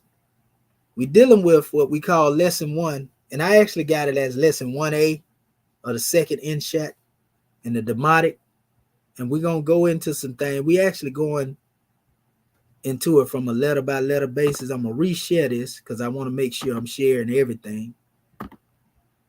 Okay, here we go here, and we're going to go into dealing with what we have up here in front of us. We got all our tools open, and actually what I did is I hit the capital letter A here, family. We already know if we go back to this chart, because we can go here as well to show our family as we move along. This is the letter A here. We know this is the letter they mark it by. We don't look at this as an alphabet. These are signs and symbols, anaglyphs. But we're looking at this. This is the Demotic alphabet that they map to this symbol. You see? So this is actually the letter in Demotic here. right here. And it's actually basically the same in hieratic here. So we see an expression of both of the letters here. So you can really see it hieratic and demotic. There are certain levels that of the language that deal with the evolution of these letters evolving, some of them out of the hieratic, just like Phoenician. And that's a whole nother lesson on that. We're gonna get into that at another time, because that's where these real transliteration into the letters come from. These letters in this form right here come from the Phoenician that evolved out of the hieratic, so to speak. That's where the alphabet system come from. So we'll get into that. Everything else came after that later. So here we have dealing with the letter A, Islam. Islam, okay, you says the hieratic on next to the alphabets or the mouth? Now I say some of these letters up here are hieratic, and the demotic, the well came up out of them, so to speak. Yes, sir. But Okay. this is the demotic chart that I created. But some of these letters are hieratic. Some of them are hieratic. Because some of the demotic letters derive directly from the hieratic as well. So as far as dealing with the alphabets here, though, the A, B, the G, and the D, this system comes, like I said, from the phonetic expression, which is Phoenician. That's why they call it phonetics. So these are your phonetics here. And that derives from the hieratic. So everything linguistically pretty much starts with hieratic is what we're getting at. So when we deal with transliterations, that's what one should really be looking toward, instead of like the European coming up with Greek, because Greek didn't exist during this ancient time. So how can you use a language, and depend upon it when it came, later? So we'll get into that at another time. We're familiar with that. So we're going to start with this first letter here, the letter A. And we're going to go to our tool. And let me know, did you see that just change, family? I want to make sure it went to where it's supposed to Islam. Yes, sir. Yes, sir. Gratitude, Islam. So this is actually the letter A. It doesn't light up here, but when I hit it, the capital letter A, with the caps lock, and it brings up many words dealing with this letter A. Like it says here, it says immediately, that's what this basically stating, and they have a dot and a T, so that's at. So they're pulling the whole word out of that. And if you go through, I don't want to go to the lemma there, but if you go through, this is where I want to come. If you come down here and you hit this particular measure here, it's going to pull up the document that we all familiar with dealing with the same letter A. You see it here. You can see it in the chart right here. This is demotic, but this is also an expression of it as well. So we have to know this drawing, and just going through this one letter, family, as a whole lesson. So we're going to go letter by letter, and it's going to take us some time, but nevertheless, it'll give our people some understanding. Islam, pardon yourself. Islam, Grand Secretary of State. Yes, sir. Dr. Shahi, can you go back to the DP tool? Yeah. Tell me The hit what I hit. Yep. Yeah. I hit right here the Chicago Demotic Dictionary. Okay. Gratitude. Yeah, and it bringing up what we basically, like I got this. Remember, we dealt with this a while back, and this is actually the version that's online. What I did a lot of my copying out of. I actually put some phonetics on the side of some of these terminologies, but being that we got it in front of us now, we can actually scroll down and deal with the letter A, so that our people know what the letter A look like, and this goes into the meaning. What they say uncertain, they have a question mark here. To me, it's just the letter A, because that's exactly what it is. It's isolated, but then they go into the compounds and different aspects of, also when you look at it, adding and sometimes you see it here with that symbol that really still represents A and R, air, which means to go. Now that's a word, that's A and R, which they have it here like I and R, but it's really A and R, so you'll see that sometime. Don't get it twisted or confused. Moors, y'all already know it. Then it's showing you different expressions, like they're showing a Coptic version, of E.A.R.S, what it means, uncertain. They trying to map it to what they have here. But nevertheless, you will see as we go on, you see they have T in A, which is like che, to take place. You know what I mean? They building all of this up by putting the A in different words. Whether you putting it in front of a letter or you putting it, putting it in front of a letter or you put it behind a letter, dealing with different words. Like here's another where they have the same symbol and they have the compound, which is kirpa, which means immediately. And that's the thing. We got to become able to express these things, without the vowel here. And that's good because most of them don't have the vowel here. Here's another measure here that deals with piece or portion, and this is awi, which means pair as well, awi. You see? And so all of this is coming out of this special expression of the word, so yes, it's powerful. This is powerful. Now, if you go here back to the page, you will also see, they have one attestation here. They have many more, but they have one here. And this is coming from 159 BCE. Because we do know that Demotic developed around 600 BC, somewhere around there, close to maybe even 700 BC. I cap it off at 7 just to, give a rough number.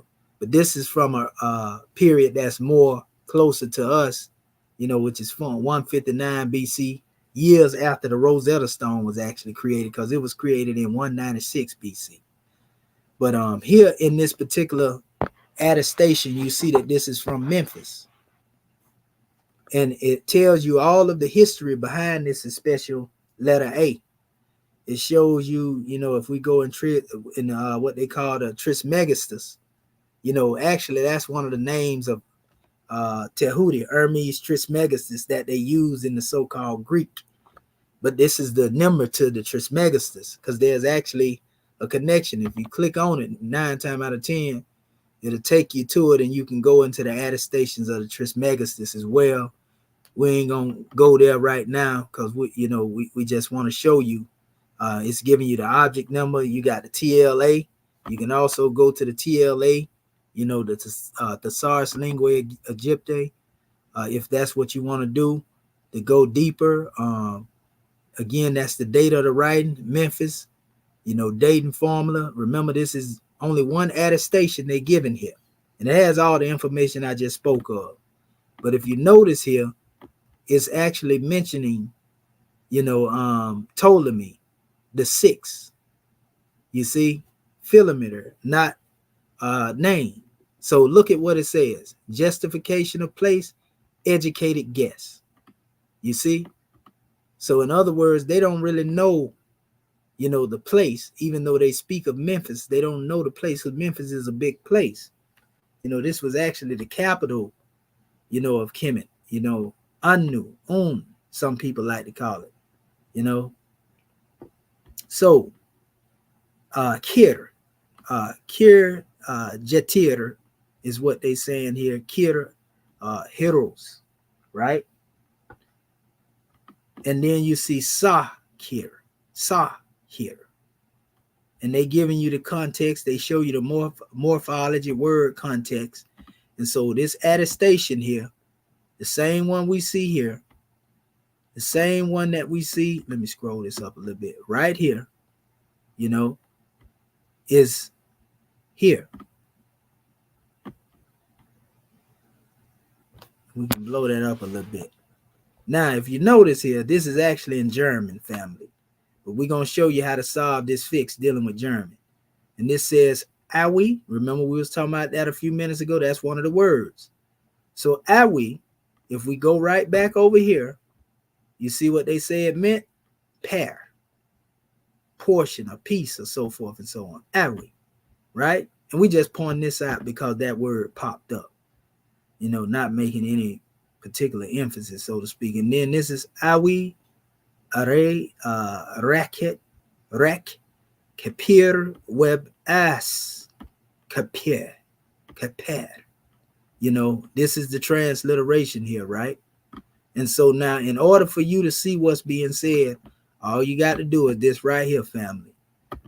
Just if you want to see what this whole line is being said here, a lot of people laugh, at what we call Google Translate. You know what I mean? But most people will never be able to translate that if they don't know what they call, German. So it says, which I shall be able to take care of at once. And so that's basically the translation, of what's being said in this particular area here, right?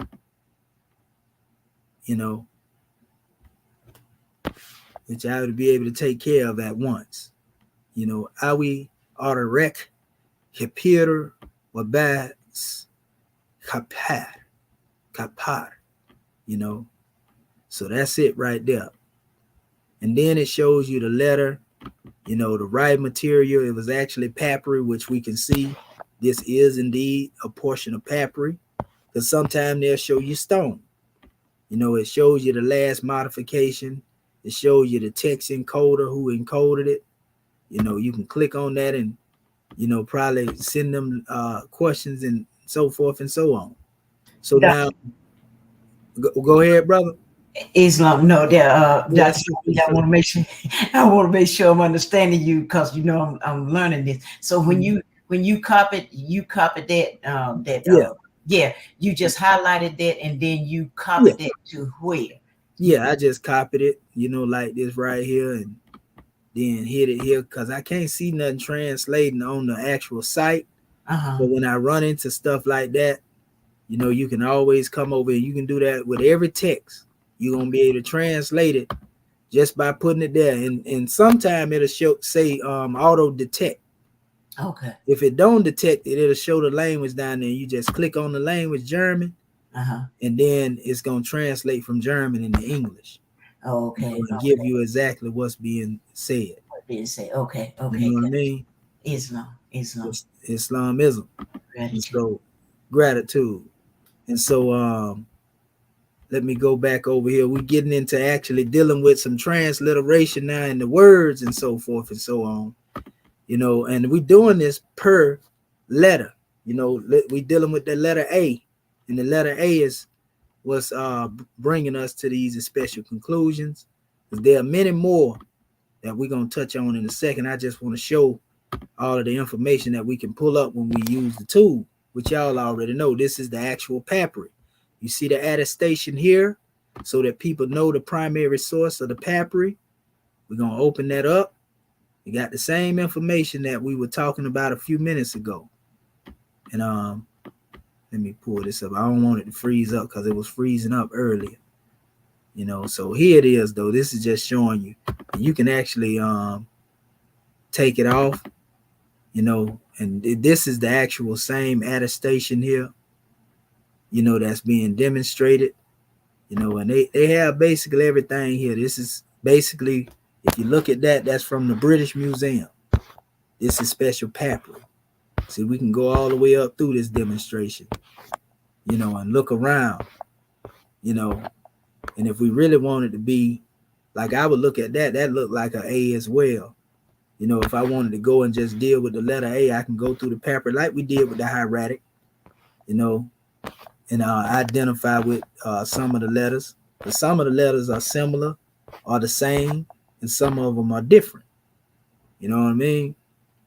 So, yeah, we just have to get in there and we'll find it. We can map it out. That's one way. If you want to see it exactly as it is here and get the whole expression of it, you can also move these lines too, by the way. Hold up. Give me a second. Trying to put it here. It should let me move that right now. I must be freezing. But what I do, I go here then real quick. Let's go to open text. So I hit open text, and it's gonna bring this up.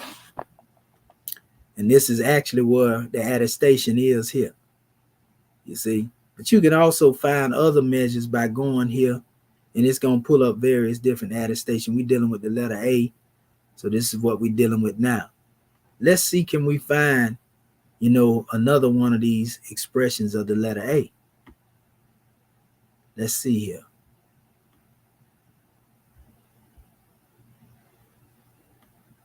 And remember, this is this word, that word that you see highlighted. Awe. Awe. So let me go over here. And I'm going to open this up so y'all can see it. And it actually gives you a full translation under here, but it's going to be in another expression. But I'm just trying to find, see, that's another expression of a letter A right there, for example. You see, that's an A. That's an A right there. Is that being displayed big enough where y'all can see that, Morris Ken? Islam, I can see it. Okay, I just want to make sure. So that's A right there.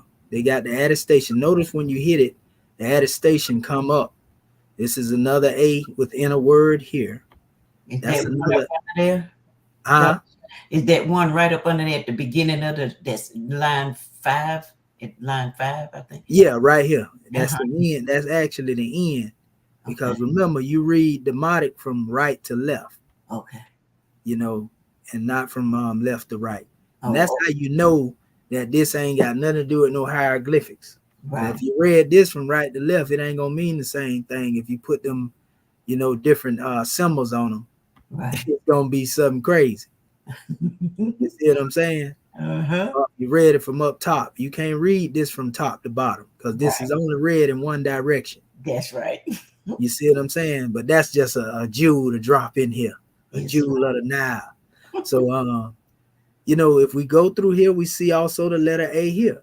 And this is how, again, we become familiar, just like we did with the hieratic. And look, they jump right out at us because it's clarity. You can see things, obviously. They go letter A right there. Islam. You know what I mean? And so as we go on through pretty much all of the lines, this one right here, yep, right there. Yeah. After the third letter, we can come here. We see one right here after the third letter coming from this way. Islam. You also know this is a letter H right here. And this is, I can tell that right there look like a T and a A. But that's a whole nother measure. I'm just looking at stuff that's jumping out at me as I'm looking at this. So now when we come down here, there's the letter A. You can see A is basically used, voraciously, so to speak. There it is right there. It is right there. Almost on every line in here, you find the letter A, expressed somewhere. You see it there? And then this one here, A is there as well. The attestation. Let's see. Right here, A is there. A is there. Let's see here. A there again. That's like similar to the same word, but with more expression. That looked like a letter S right there. That's a whole nother M and a S and a H, T and A. Meshet.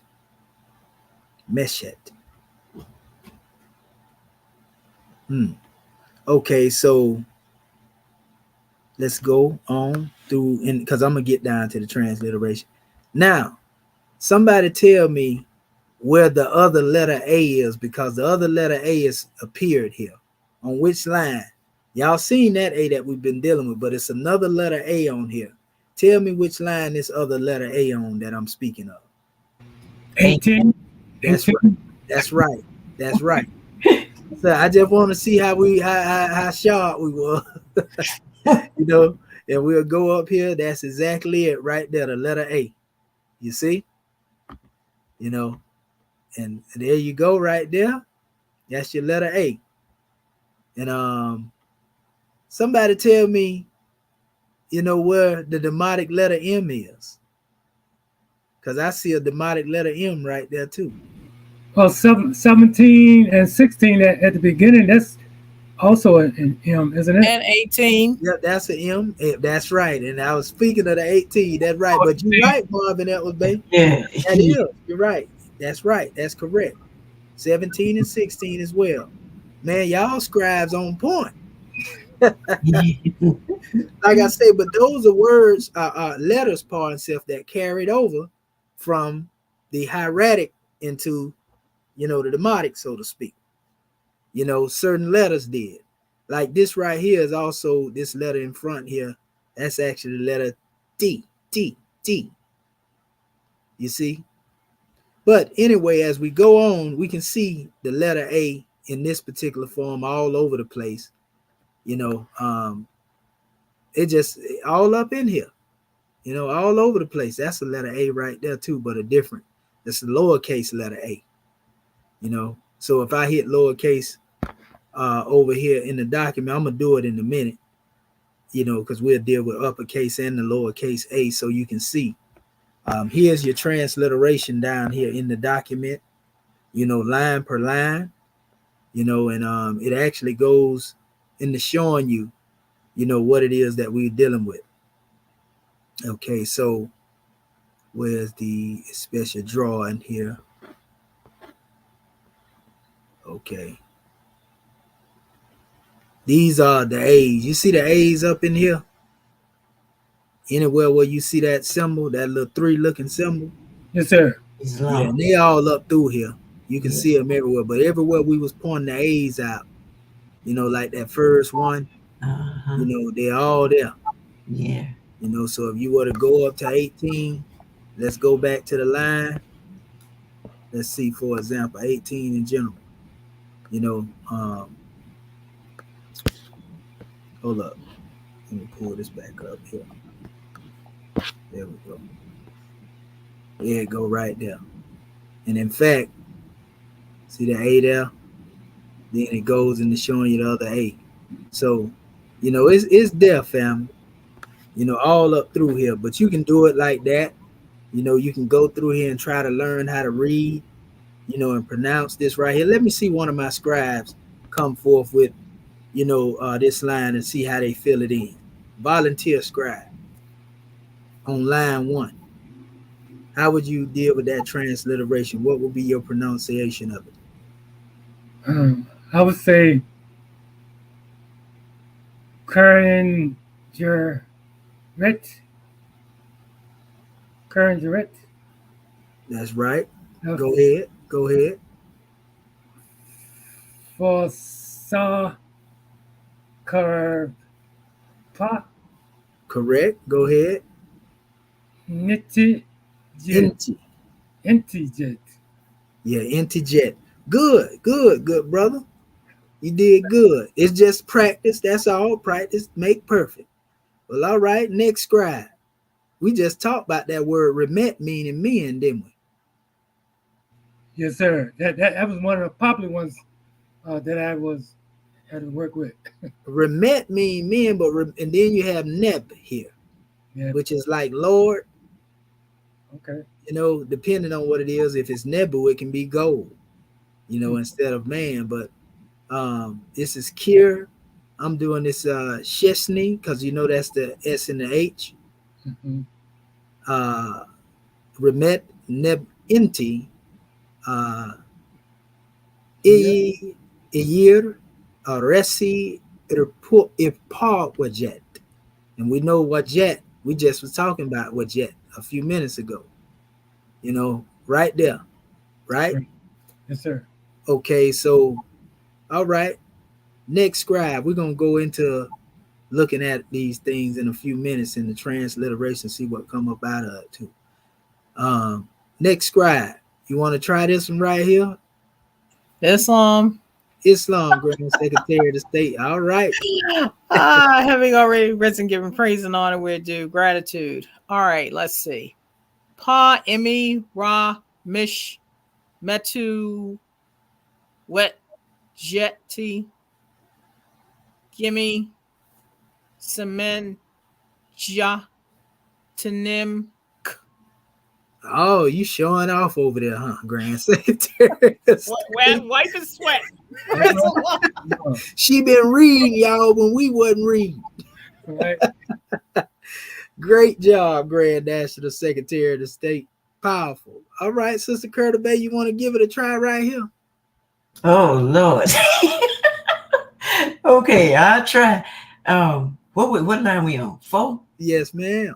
Okay. Is that ha That's a hard K. a ka? A ka? I mean, is that? It's not K, but hard H. Pardon, sir. Oh, Sorry okay. about that. Is that It's ha? a breathy K. Ha. H. I keep saying K. Okay. Ha. Ha to. Ha to. Oh man. Ha to. This is what I got to practice on. That's all right. Take your time. Yeah. Is that ha? Ha ti? Ha ti? Ha ti? That's right. Gimme. Okay. Awi. Iwis. Iwis. Miti im Empty. empty. Empty, okay. Empty. MC. Imsha. That's right. Imsha. Imsha. Hopper. Mshes. Imsha. Hopper. Msahapa. Imsa. Msha Kepper. Pardon self. Sorry about that. Oh, Imsa. Kepper. Because remember, that's that K and H right there. That's the Yeah. hard K. Yeah. Mm-hmm. See, that's the hard H, and that's the K, and that's what I was trying to say earlier. Okay. You know, this is actually Hattie, like you said, and this is Kefir. So you just remember that right there when the rules come. You know what I mean? Right. Yeah. I got to practice on them, on these. Right. So now what we do to go down here and deal with the transliteration they have in German, so to speak, we can look into this. Yeah. And let me pull it. I want to pull just the lines we did. And then we're going to take it over there to Google Translate, you know, so that we can get some drawings out of this here. Let me see here. Okay. That way we can let our people see it. There it go right there. Okay. See, it says, it is Herodotus, son of Horus. That might be a corruption of Horus or Heru. Mm-hmm. It says, I am in the habit of asking every person who comes from the South about their welfare of the general, and they generally let me know that there is no harm to you. It says, my heart finds that it's very content. You know, it was going to go to the next line. So basically, this is dealing with one that's basically speaking of, you know, about the well-being of one, you know, and seeing how they doing, basically. Like, how you doing down there, you know? So to speak. I've been asking about you, you know, and it make me feel good to know that ain't nobody did nothing to you. Translating it in our language, right? Right. And that falls right in line with social duties, magistrate and subject. That's right. See Yeah. that? Yeah, Islam. Go ahead, guys. Remember without the schism. So yeah, we can actually definitely see the expressions here, you know, in everything it is that is being brought forth. So it's a powerful tool that we have. And this is dealing with the letter A. And I want to go over here and go a little further into this. But this is how you can, you know, transliterate these things. And you can go line for line through the whole special drawing.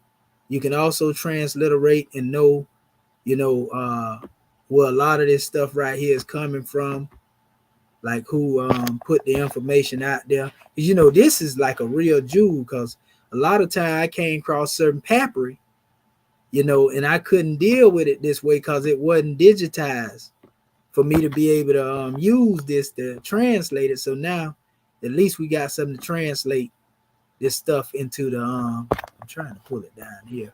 Islam, Dr. Shaheed. Islam. Question. When we were doing those first 4 lines, the thing that looked like an equal and a Y.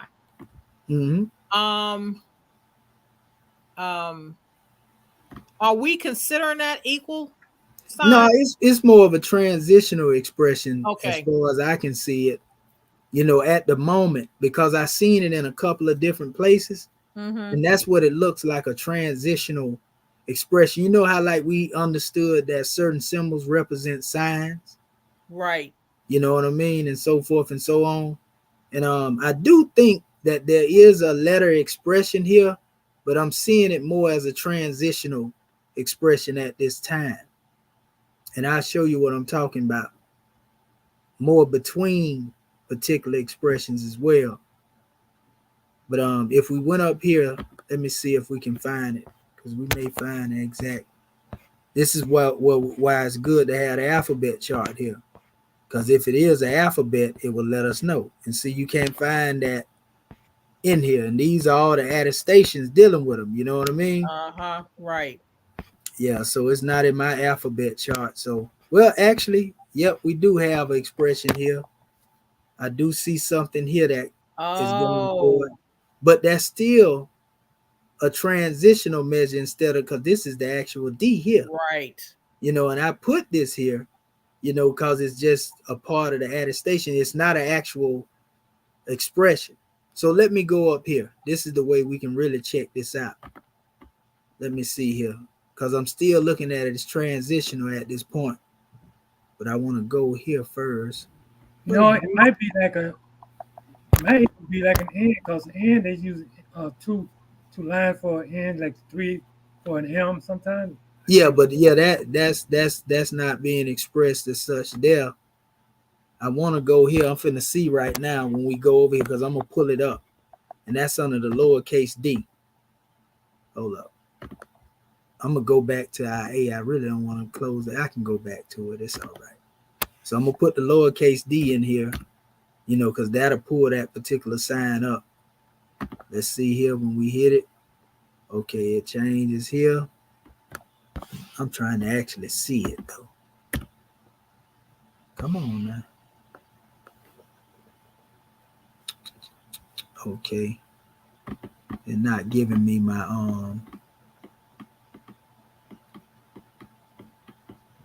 okay, let me go back here then. Because I see what they're doing. And I'm gonna go into it. Okay, now it should bring up what I'm trying to pull up. There we go. Right there. I'll go back. There it is right there. So you see it right here.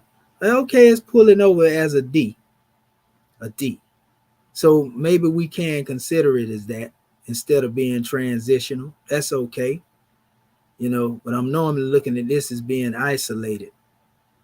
And this actually had something connected to it. That's what made me think of it transitional. Like, you know how we was dealing with some of the words in the hieratic, and in the hieratic we actually have two signs together, and it actually make it into what we call, you know, like a trilateral, a Right. bilateral, which is expressing an actual word Mm-hmm. in a letter. That's what I'm seeing here, and we may be able to find this and see what it is. So let me see something real quick.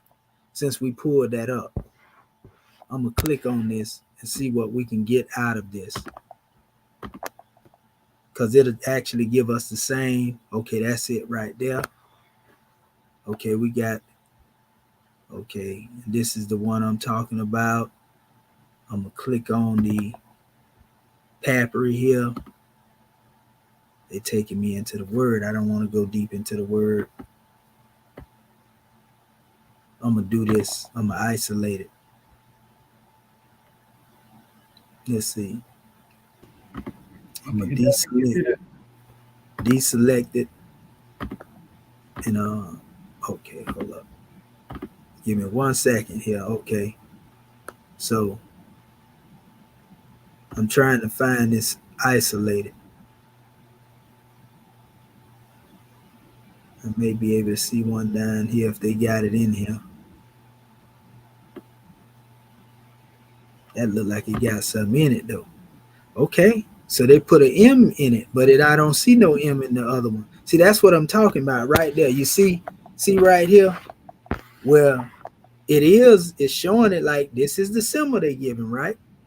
One of the symbols outside of the isolation, right? And then it's showing it as demi, time. You see? So they're showing an M being involved here, just like I was thinking a few minutes ago. So that's actually a triliteral. You see what I'm saying? But now when we deal Right. with the isolated letter, it's supposed to be the letter D from what we've been told, right? But Right. right here, they don't even put it alphabet. They don't even write it out like they normally do here. So this is not just the D. This is actually demi. You see what I'm saying? So it's Mhm. good that we went into that because I'm pretty sure we're going to run into more measures like that. Thanks to the tool and the ability to be able to go and deal with it. So we will see that as demi, and not just D, even though D is there in the beginning because the D or the T as well, because that's interchangeable with T, is here at the top, you know? So I guess my question was like when you told us to read the transliteration Mm-hmm. line by line, okay? Mm-hmm. Mm-hmm. And one of them had like that little equal sign and then it led to a Y. Mm-hmm. So And yeah, that's why I'm saying I'm thinking it's more transitional. I'm gonna show you why. okay. I'm thinking it's more transitional, and we'll go into it and do a deeper dive research. Watch this, cause it wouldn't make sense to keep doing that over and over again. Mhm. You see what I'm saying? Like right here. Let me go back. Uh, what we was. Now I guess we can go right here, and they'll show a few of them in here. But you know what? I just do this here and take me back, and then I can go back to what I just went to. I'm gonna go back to our original page here because I actually pulled this up. Hold up. Oh, all I got to do is this here. Actually, let me do this here.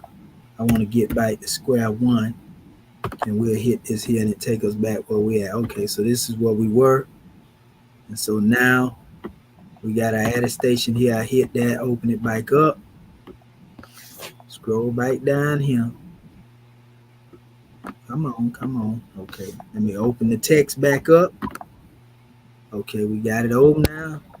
Okay, now we can go back in here. I'm gonna stretch it out so our family can see it again. And this is what I'm talking about right here. See, because see, it's even look here. It's going into the pa. Right. It's going into the pa here. Let me see another one up here because I know I seen a couple of them in here Yep. minutes ago. They Yeah. go right there. See, this is going back to pa. That's giving us something different. Mm-hmm. You know what I mean? But that's still a trans. That's a bilateral there. So that's Right. pa. You know what I mean? So um, I guess looking at it now, we know it's not an alphabet. That's good that we learned that it's a biliteral. That's why it wouldn't be in the chart that we have. So if it's a biliteral, then it's coming up as pa. We can consider it pa then, according to this document. But it's showing demi when we're looking at it as far as dealing with what we was able to find in that particular measure. So we'll see what we need to do as far as dealing with a rectification if it come down to that. But from now on, we can consider that as pa. Praise the Lord. Gratitude. Yeah, Gratitude. yeah, that's pa right there. Yeah, Yep. but you can clearly see that in the other measure, it's showing it as demi. Again, we're gonna go back to it just to show our family, this is special measure. Let me go back and change the letter again. Then we'll get back into our drawing. That's good that we was able to run across that though. Oh, I got the capital D in there. Okay. Oh, I got to go back here again because I forgot it still got the words, whole words being expressed there. Let me open up it again. I don't know why it does that. I guess that's all a part of the programming. But again, let me blow this up. So again, we see this, but it's connected to this special expression here. I Mm-hmm. see the difference between the two. Now, one has this and the other is beyond it. So with this on top, now it's demi when you have this letter T or D on the top of those, but it's not showing the slashes as well in that particular side, which is, you know what? The conflict is coming in with the way that they depict this sign right here. Remember I told you some of these signs, they be putting signs on things and they don't be the same. Now, normally you would expect them to map this sign to them two dots, So right? some, Right.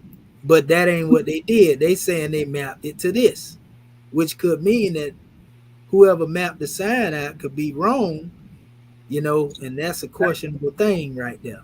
right, Right. See, right, that's the stuff what I be talking about when we find the errors. Because mm, if they would normally map something like this right here to, something else, then this right here would actually be like Tipa if they was trying to say that's was the right. expression of it of, you know what I mean? That's right. Mhm. Yes, sir. You know, go ahead, family. I No, thought I'm our just saying, Secretary of the State was finna say something. No, no, I was just listening. Praise the Lord for the insight. Okay, honest to you for asking the question because it gave us some insight as well, and this actually made it plain to us. So we see that that word "paw" is the one we want to consider when dealing with the demotic, and we're gonna get to the bottom of why they put this here because normally they try to map these things out, and this don't look nothing like this, and they map it. You know what I mean? But I'm Right. pretty sure they had a good reason, because I trust a lot of the brother Makai's Nakai Masakatsu measures, but I know he working with what he got, and some of this stuff hard to look at. mm, With the papyri, want to give honors to the one for being able to deal with the papyri and pull out or make out whatever it is he's doing. We see why, it was done because if you come down here and look at all the attestations, they mean isolated, you know, right here. Let's see. Let's see. Okay, that's pretty good. And even down here is looking kind of crazy though, because if you look at the symbols under the bottom, they're looking kind of different. You mm, know what I mean? So it's kind of questionable there. See what I'm saying? And it's the same symbol. You can see it up there right above where it say British Museum. right. But that look different from this. That look different from that. It looks similar. This actually look closer, and this look closer too than this one. This attestation. You see? And then this one right here, just you can't really tell, but it look all right, but it look closer. But this one right here looks kind of off to a certain degree. Even though we see they put it there because that looked like something that's a part of it. But it may have been an error on the brush of the scribe that was right. Who knows? But I would say that this one here is questionable. This is questionable to a certain degree, and this one is questionable. But these other ones, we can see how relative they may be Islam? to the measurements right here. Go ahead, brother Marvin Ellis Bay. This Yes, actually sir. looks like the two dashes right here, though. That Mm. look like more like the two dashes. Go ahead, brother. Yes, sir. I was going to say, I know Mustafa Gadala was saying like,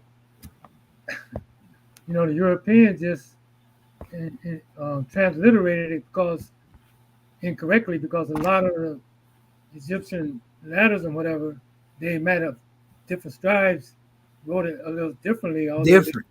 That's Mhm. right. That's right. So, I agree with that. And that's why I said earlier on one of them, like, look at this here. You see the dot beneath it here? right. So you see it's taking on different forms. So Mm. they're mainly what I'm looking at in this particular setup. They're mainly dependent upon the top expression of it, Right. and Right. then whatever was attached to it, they putting it in certain areas. We can say on a educated guess, as they would call it, right? Right. Right.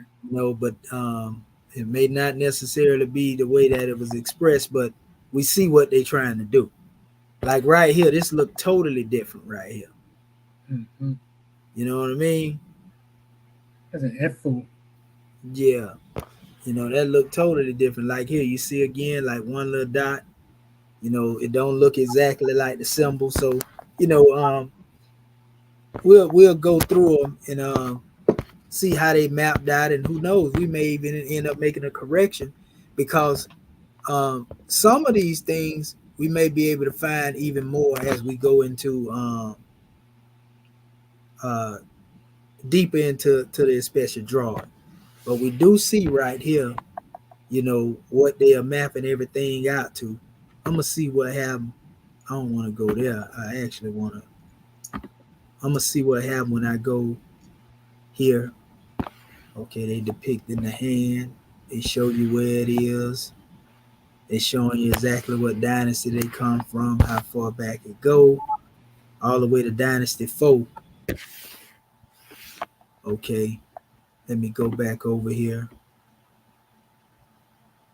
Let me see. So I'm gonna just do this just for good measure right here. I'm gonna go to our old molar tool. That's And what I see, was. That's what I was trying to yeah, cause use. it may be there being that it come out, but actually that's the other one they put me on. I'll go back in a second. Since they put me here, we can go here though. We do see the D here. They got the TSL number up there, as we can see it up here. It's definitely transliterating as sub males, most definitely. This is actually as, see, look here. And they would try to say this is picture. Now, if this represents normally what they call a D, they're saying the D is here, right? Or the T. They're saying the hand represent this. This is their particular expression. And then they got what they call the Q, cod, and then this is really nothing. This Mm-hmm. is just a scroll, so they would say that this is cod, and this is Seba. They'll say the star represents Seba, right? And this is in the pictorial expression how they would demonstrate it. But looking at this in special measure, let me go back over here. Let's see if they pull it up this time. There we go. Okay. So it should be already be on the letter that we're looking for. This is their expression. So that's definitely totally different in hieratic. You can see a connection, so to speak, over here a little bit, in the evolution of it right there on 25. Right. You know what I mean? You can see a little bit here. You can see where it developed. Mainly this would be the actual hieratic letter. All of them are considered hieratic, but I'm Right. just saying as they evolve, this get closer to the demotic expression here. You can see where the demotic measure came from. You can see a little bit over here as well, a little bit here, a little here. But that would be more the purely hieratic expression, purely hieratic expression, hieratic, then the demotic connection there. So, okay, we see the shape that they're utilizing. And then we see also here that is also the letter D, Mm. so, okay. So, I mean, even the hieratic shape can actually be used. The molar can be used as a confirmation of what we're looking at as well. So, we still learning this tool as we move into it, but it's powerful that we can just take one alphabet and go this far. Mm. You know what I mean? Even though we're dealing with the A, it took us over here. So I want to go back to the letter A, so to speak, and show also, because I deselected a lot of measures, I isolated, but let's go back up here again. Let me see something. Hold up. Okay. A. We can actually go to another word with the letter A, and this is atos. They actually give you the word. Now, they actually showed, because That's we know that some of the Greek come into Coptic.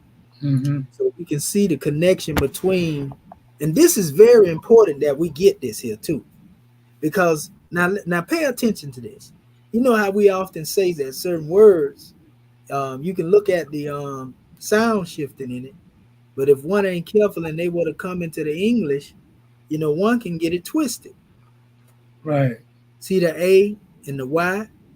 Somebody tell me why the Y is now E. Oh wow. Scribe. It's the shape of an E, as they call it, right? Because that's interchangeable. Sound shifting, right? Right. Right. Right. The But why. notice the other A is not in here. It goes straight to the T. I See, this is more like hiatus. get those. Yatus. right? E.A.R.S, right? But then when you come over here, you see A-E-T-O. This is transliteration of this. Notice they didn't put the other A in there though in the transliteration. They went straight to the T. And then they got the O, which is interchangeable with W. And then they got the S, which is S. And then you should see here O interchangeable here. Yeah, and the C, the Yeah, S, yeah. interchangeable with S. Mm-hmm. And then you see, yeah, the last portion. So that's why it's good to have knowledge of the sound shifting. Think if we didn't have no knowledge about sound shifting, family, and Yep. we were trying to read this stuff, Quick question. wouldn't make no sense. Go ahead, brother. Yeah, I was reading in Mustafa Gadala, and they were saying how the block letters, which is the Coptic, Mm-hmm. that was part of the original language thousands of years ago. That's correct. That's correct. It derives from it because you Mm-hmm. got to remember that Phoenician, once it came from hieratic, because you remember Coptic wasn't there.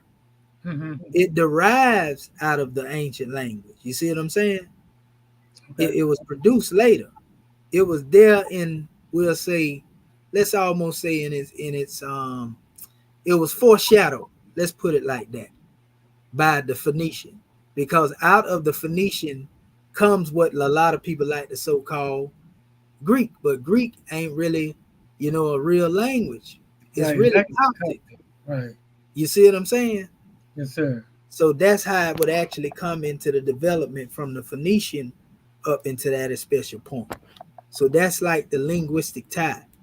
So even though you're looking at this, though, you still can see there's a difference between the way they spell this from the Demotic standpoint and the way they spell it from the Coptic standpoint. Right. You see what I'm saying? I just hate when they go to trying to say that the Coptic come from the Greek. Mm. You Right. know what I mean? Well, no, y'all trying to superimpose yourselves in the history and act like y'all part of our history. And they got people confused trying to act like the Coptic language came from Greek when no, the Coptic language, gave birth to what they trying to call so-called Greek. You see what I'm saying? That's another smoke screen. Yeah, another smoke screen. And so you can actually see the letter A right here as you can see it up there. Mm-hmm. Added station is there. You know what I mean? Right. Right. Yep. And so let's go down here and see what we have. Let me hit it real quick. Pull it up and get some background. It's actually off the Rosetta Stone. It'll look like it. Well, no, it ain't. Yeah, it is. It's supposed to be off the Rosetta Stone. Okay. Size, right? Dating formula. Size. Oh, yeah. Oh, that's the place. Okay. Right.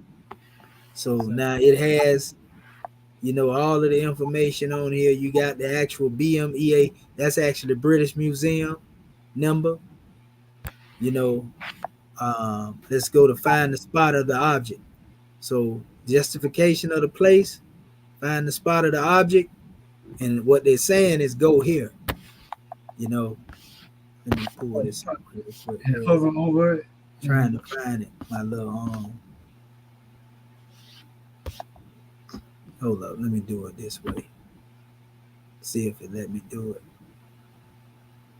Trying to pull it up and find the actual map. But that's what I'm looking for. Well, oh, that's all they got right there.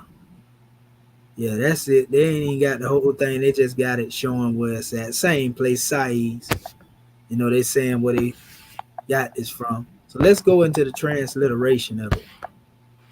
What's being said here. We have it right here. And I can already tell you what this is trying to say. Now, this is what they trying to say. This is Alexander right here, right? They say this is Alexander. Right. I Right. beg to differ. You know what I mean? But that's what they trying to say. This is Alexandris. And this is Webin Alexandris Ermin Neteru, which we know deal with, the deities. And in Neteru, Insu, Irman, Naneteru Menhe, Menhe, Miri, It too look like some love, something going on up there. They talking about some love. It too. Imperat. And then this is where they put Ptolemy in here. We can see it. It's a Rosetta Stone. And it's crazy because this Ptolemy, as we showed you in our last thing, don't even match what they trying to call Kemetic or Egyptian. So this is Ptolemy's Podneter Predinti Nain Teof. And actually, this would be, if you want to put it their way, it would be Te Pof, which I'm still questioning, but Majet, Med Parsef, Madet Nefert, and this is Ayatus. That's the word that we were dealing with a few minutes ago. Sa Ayatus. So they repeated again. And so there it is right there. You can actually see Alexander, like I was saying earlier up there. Some of these things go to picking out at you because you done seen them. You know what I mean?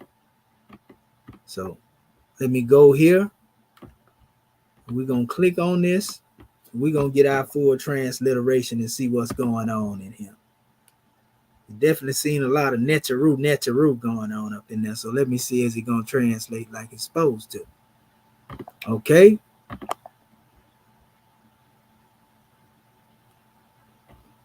Hold up. What we got going here? Hold up. I see. Gotta go translate. Yeah, I see our brother Bati Beta. I just seen the brothers in the background. I want to put them in here. Put out, yeah, brother Bati Beta. Hold up. So let me come here. Okay, where is it? Okay, there we go. So let me scroll this down. Here we go right here. There it is. It says, and of the priests of Alexander. Yeah, right. The saving gods. It says, and of the sibling gods, and of the beneficent gods, and of the God. We see why they got Neteru there, and then I tell you they were talking about something about some love, right? Mm-hmm. You know what I mean? So we was able to pick all that up out of there. We'll get better as we move along. That love their father and of the king Ptolemy, appearing God whose goodness is fair, Aetos, son of, right? And it's going to go further, but we just have one piece of it. So now let's ask ourselves this question right here. The priest of Alexander. So somebody tell me when did Alexander ever come up with a priesthood? Right. That was a whole thing. That was called the Neteru. You know what I mean? Because like I said, a lot of this stuff can't be mapped to the hieroglyphics. They got the hieroglyphics actually say Ta. Wow. They say that's what they say. It say Ta. They say it don't say, Ptolemy. So this letting you know that they corrupted this stuff and made it be what they wanted it to be. You know what I mean? Because Ta and Ptolemy are two different individuals. If you're gonna do it now, Ta actually means a word, and that's the thing. We know that these the glyphs represent people, places, and things. So they can represent a word, but they just don't represent alphabets. Right. It's the difference between the two. You know what I mean? That's just like you're a man, I'm a man, but that don't mean we represent the letter M. Right. You know what I mean? Right. That's right. What was that? I mean, it don't get no plainer than that. So like we can see the word Neteru, they tried to throw off in there, right? And then superimpose themselves off into the writing, so to speak. And they made it. Remember, they created the Rosetta Stone. So it ain't strange to us. You know what I mean? It come from 196 BC, long after ancient Kemet was on the manifest. So all of a sudden Ptolemy become God, the son of God, and they got sibling gods. And we want to talk about that and believe that, as being the truth. But we don't want to believe that we can be the gods. Tell me what's wrong with that picture. It's Islam. And Dr. Shaheed, the minute I saw Alexander and Ptolemy, it's gone. Red flags already put up when you mentioned that when I saw Alexander and Ptolemy, I said, oh no, I know something gonna be wrong. They already trying to fit themselves in there. So Alexander the Greek. yes, he Terrible. wasn't Terrible. nothing great about him. There ain't Greek, nothing great about Alexander him. the Greek. Alexander the Greek. Because we That's know what, he didn't exist. that's The what Greek. those Nicene conferences and all that. Council of Yep. Nicaea. Council. Yeah, yeah. Now let me ask this question. What saving gods they talking about? Right. What sibling gods? Whoever called the Greek? Sibling. I mean, I'm just saying. Oh no, they also had the beneficent God. Oh, they were beneficent when they came in there killing up stuff. Mm. Overthrowing the original people. What in the world of the gods that love their father in King Ptolemy? Lord. See what I'm talking about? And they out here promoting this Rosetta Stone. The appearing gods whose goodness is fair. They mean really white, right? Right, exactly. Yes. Hey, that's what they really trying to say. That's how they gonna depict it. Fair. Anything that they consider pale skin is fair complexion. So, I mean, it's like this is insane for people to believe that you can actually use this to transliterate the language of our people. Like I said, yeah, you may have tried to come up with a transliteration of Colton and Ptolemy, but that ain't got nothing to do with the ancestors, so to speak. And you done went and took our language, playing with it, weaving it into the fool. You know what I mean? That's crazy. Insane. And our people eat it up. And see, that's why it's so important to go back and do the research for yourself. That's why these classes are so key, because they try to muddy the waters so you don't know how to go back or what's true and what's not. Yep, that's right. That's right. And most of our people still don't get it. That, like we said, the only way out of fire is through the fire. So a lot of this stuff right here, we literally got to sift through this stuff. We got to remove the debris, right? Of symbolism, away from this thing to get down to the nitty gritty. Because of the way that they constructed this stuff, it's impossible to deal with it, without actually dealing with what they attach to it in order to get down to exactly what's being said. And then give our people the proper education and let them know, look, family, like we telling them, your writing come from Phoenicia. For those who don't believe it, let me give you a prime example of this, right? I'm gonna show this because I didn't show this before, because a lot of this got to do with me having a discussion. A lot of them people be trying to get the information so they'll be ready, with the discussion. That's why we ain't really going into every aspect of it, but we're gonna go here. I want to go right here and show y'all something.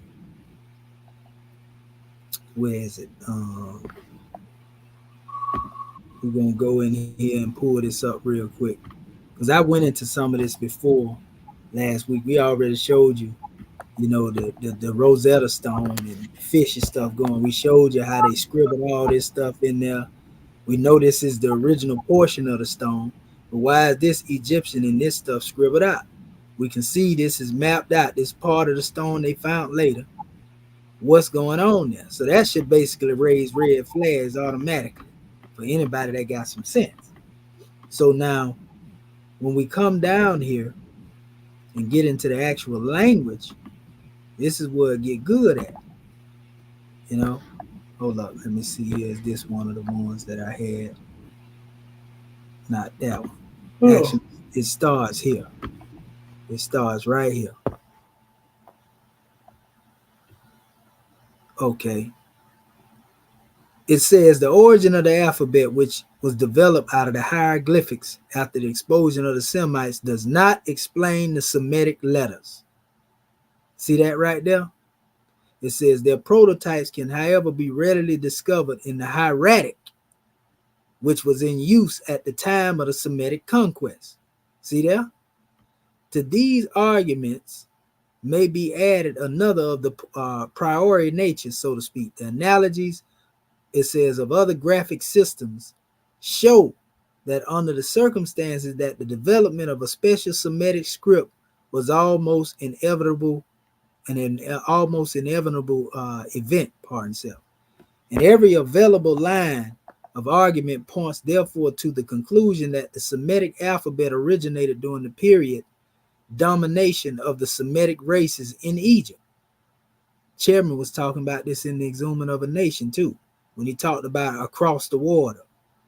It says, and that it was simply, and that's across the water from Egypt. In other words, across the Red Sea and the Sinai Peninsula, where they say their language originated from. It says, and that it was simply an adaptation to the purposes of Semitic speech of the ordinary cursive writings of the Egyptians. Hieratic, right? That's what they talking about. So it says, hold up. So is there any cursive writing of the hieroglyphs that they said? Because in this it says cursive writing. Cursive, they talking about hieratic when they saying it. You see up here? Yeah, see but right there?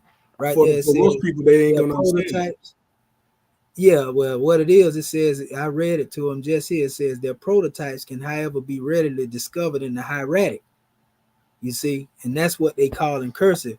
But what it is remember I showed you the difference between cursive hieroglyphs and hieratic. I got it right here. I showed y'all that a while back. It's a difference between the two, and some people try to call that hieratic. You know, this is cursive hieroglyphs right here, for example. You see, that's cursive hieroglyphs right there. Not to be confused with hieratic. You see what I'm saying? Two different things. So once we understand that, and it tell you right here, like I showed our family in the actual sources that we have here, I showed our family before that the hieratic. Trying to find that thing over here. I got so much of this stuff up in here. Let me see, right? Not that one, not that one. Not that one. That's another measure. Okay. That's still saying the same thing on the other measure. Let me get to it right down here. Okay. Scroll through it slow. I'll get it real quick.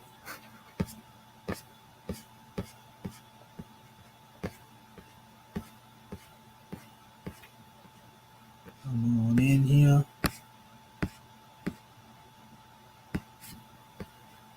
Not that one, not that one. Okay. I think I went past it.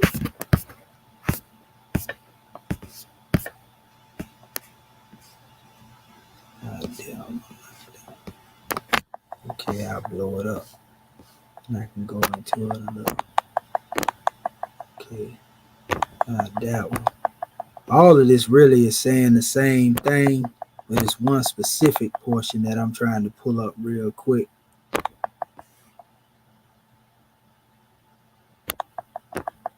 Not that one. Okay.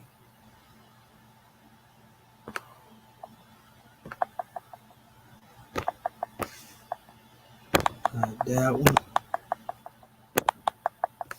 There it is right there. This one right here. You know, it tell you clearly right here, hieratic, right? Which they call grammatica hieratica, the priestly script. As opposed to the hieroglyphic, hieratic is a cursive script primarily applied by pen on papyrus or an ostracon. That's like stone. That is broken, potsherd, a fragment of stone. It is a mistake to think that hieratic developed out of hieroglyphs, since hieratic appears earlier in the archaeological record than the hieroglyphic. In fact, the oldest extant texts from Egypt, which date to the pre-dynastic period, were produced with ink and brush, with no indication that the signs descended from hieroglyphs. You feel me? So it's making it plain here. So when you look at that as special measure, and then you look at what's being shown here, for example, this is hieratic on ostracon that they was referring to right there, as opposed to being on paper. You know, this is real alphabet.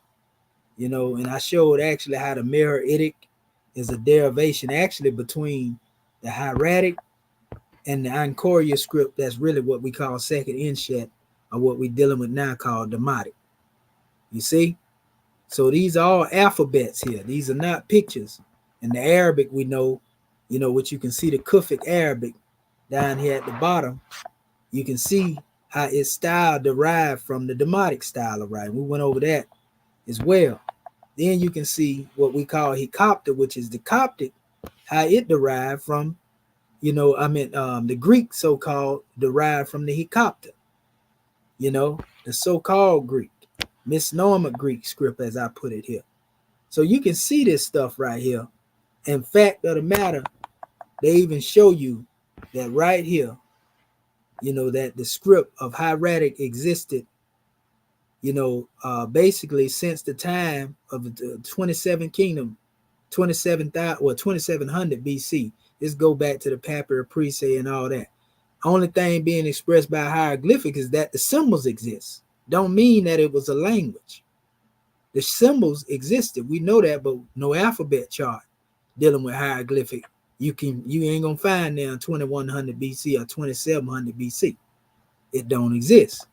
And in this particular source, that's what this source is talking about. When they dealing with this, they tell you that the hieratic writing was taken from the Prissy Papyrus, on which appeared about BC 2600, and two texts containing moral precepts, Tahotep, which were composed about 1,000 years earlier, were written.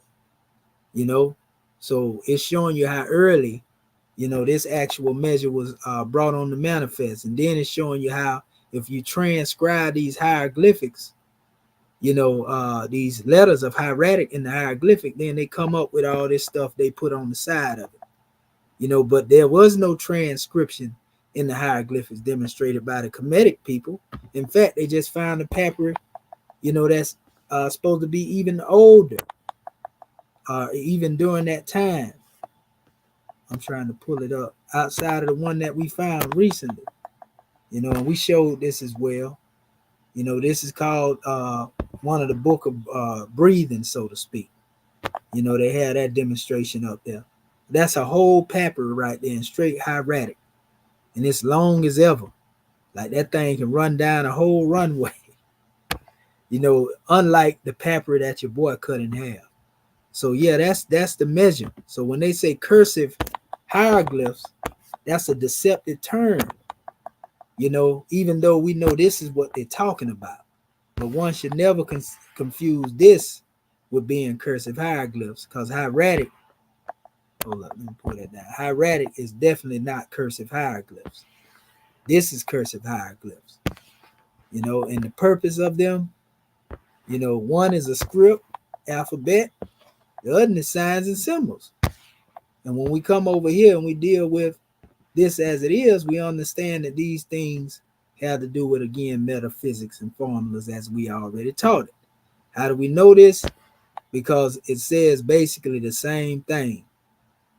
Even right here, it says the earliest, when they talk about this is special measure here, it says the earliest extensive hieratic document extent dates, again, they given 2600 BC, and the latest to the 3rd century AD. And up above that, they were actually talking about, how the people, when they learn scribes, they learn hieratic before even going into hieroglyphs. And hieroglyphs was not considered, again, the language. This was for the priest to know. The hieratic was learned by the public. So once people understand that, they get it. And as we have it here, Diodore Suckler said it right here. Said the Egyptians had two particular kinds of writing. The first one called common, that would be the hieratic, learned by everybody. The other one called sacred, only known by the priests and taught to them from father to son amongst secret things. It's why we can't expect no people to come up with no Rosetta Stone later and act like they know it. After he asked, thus in according, it says, in detailed attention to symbolic meanings present in every object, and in exercising their mind by long practice of memorizing, they read in the row what is written. In other words, like Yehoshua went down there and was told to think upon the meaning. See, this is what they taught right here, Diodorus Siculus. You know, they telling you that this stuff was symbolically interpreted, like we say. You know, we can go on and on, but all my other sources just really is redundant. They confirm it. Like here it says the Egyptian hieroglyphs as a priest prerogative. Another glitch about the Egyptian hieroglyphs can be seen in the author's works. The idea that hieroglyphs would be a prerogative of a small part of the population, namely the priests, jealousy, keeping their secrets. You know, it says, thus, Apuleius talks about the rituals and books of keeping the magical mysteries of the priests from the uninitiated persons. You see what I'm saying?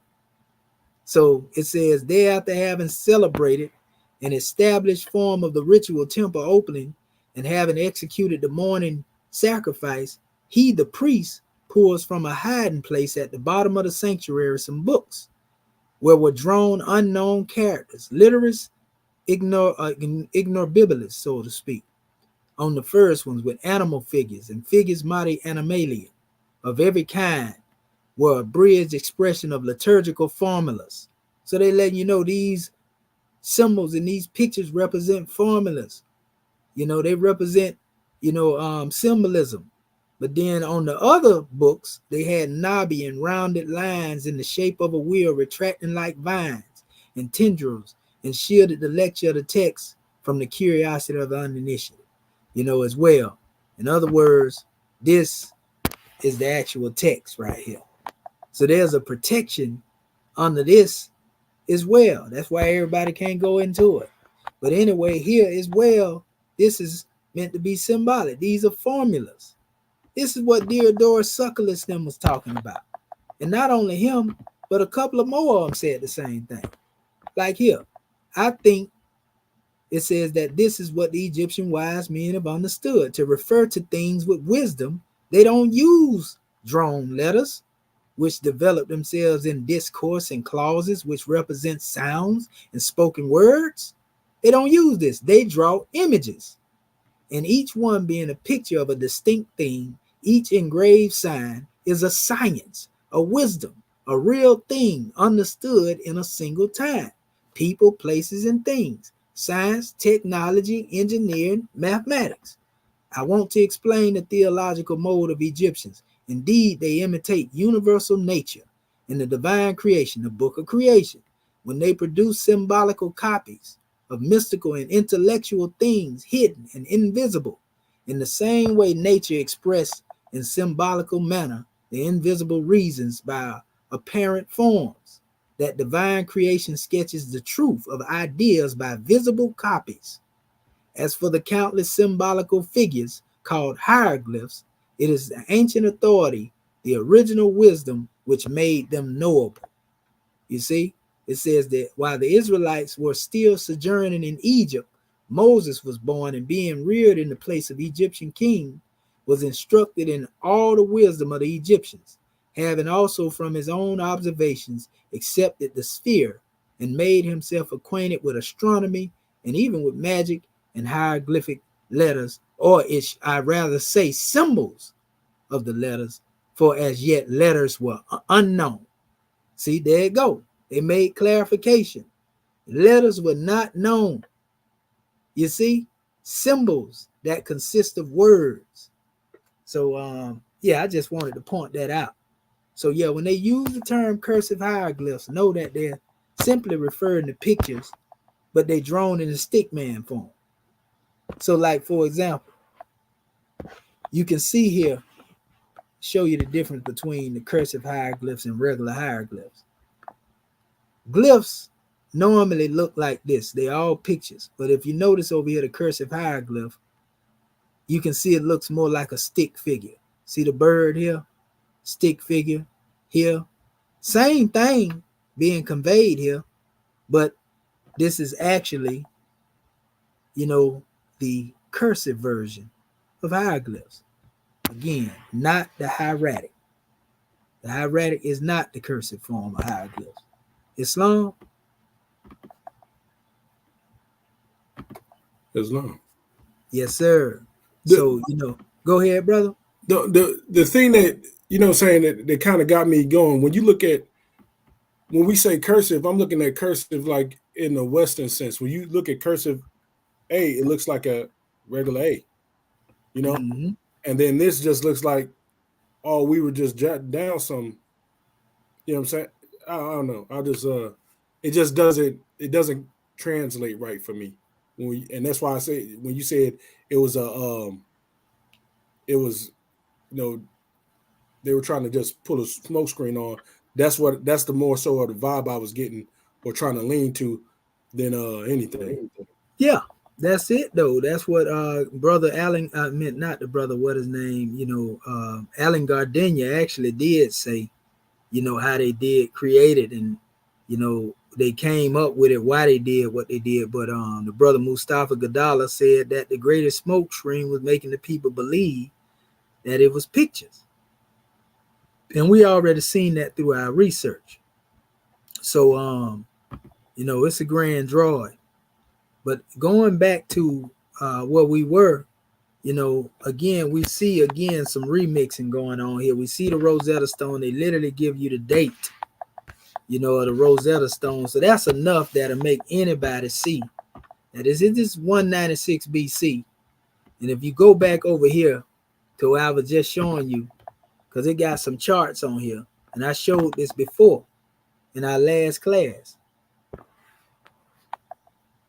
When you go up here into the area where they're saying everything was created like 2100 BC, or 2700 BC, or so to speak, that would take you all the way back to the early dynastic period. So hieratic existed, all the way back between this period, according to sources. Zero dynasty, I got certain things in this slide. My slides say that. But you talking about something that was here, and they didn't exist in the form of alphabets until we come up to this time where Ptolemy and them created, not Ptolemy, but your guy created the thing from the Ptolemaic Rosetta Stone that he claimed to found right here. Way down here. And once people understand that right there, it don't get no plainer than that. Not to mention all the stuff that they did to try to make this stuff into linguistics.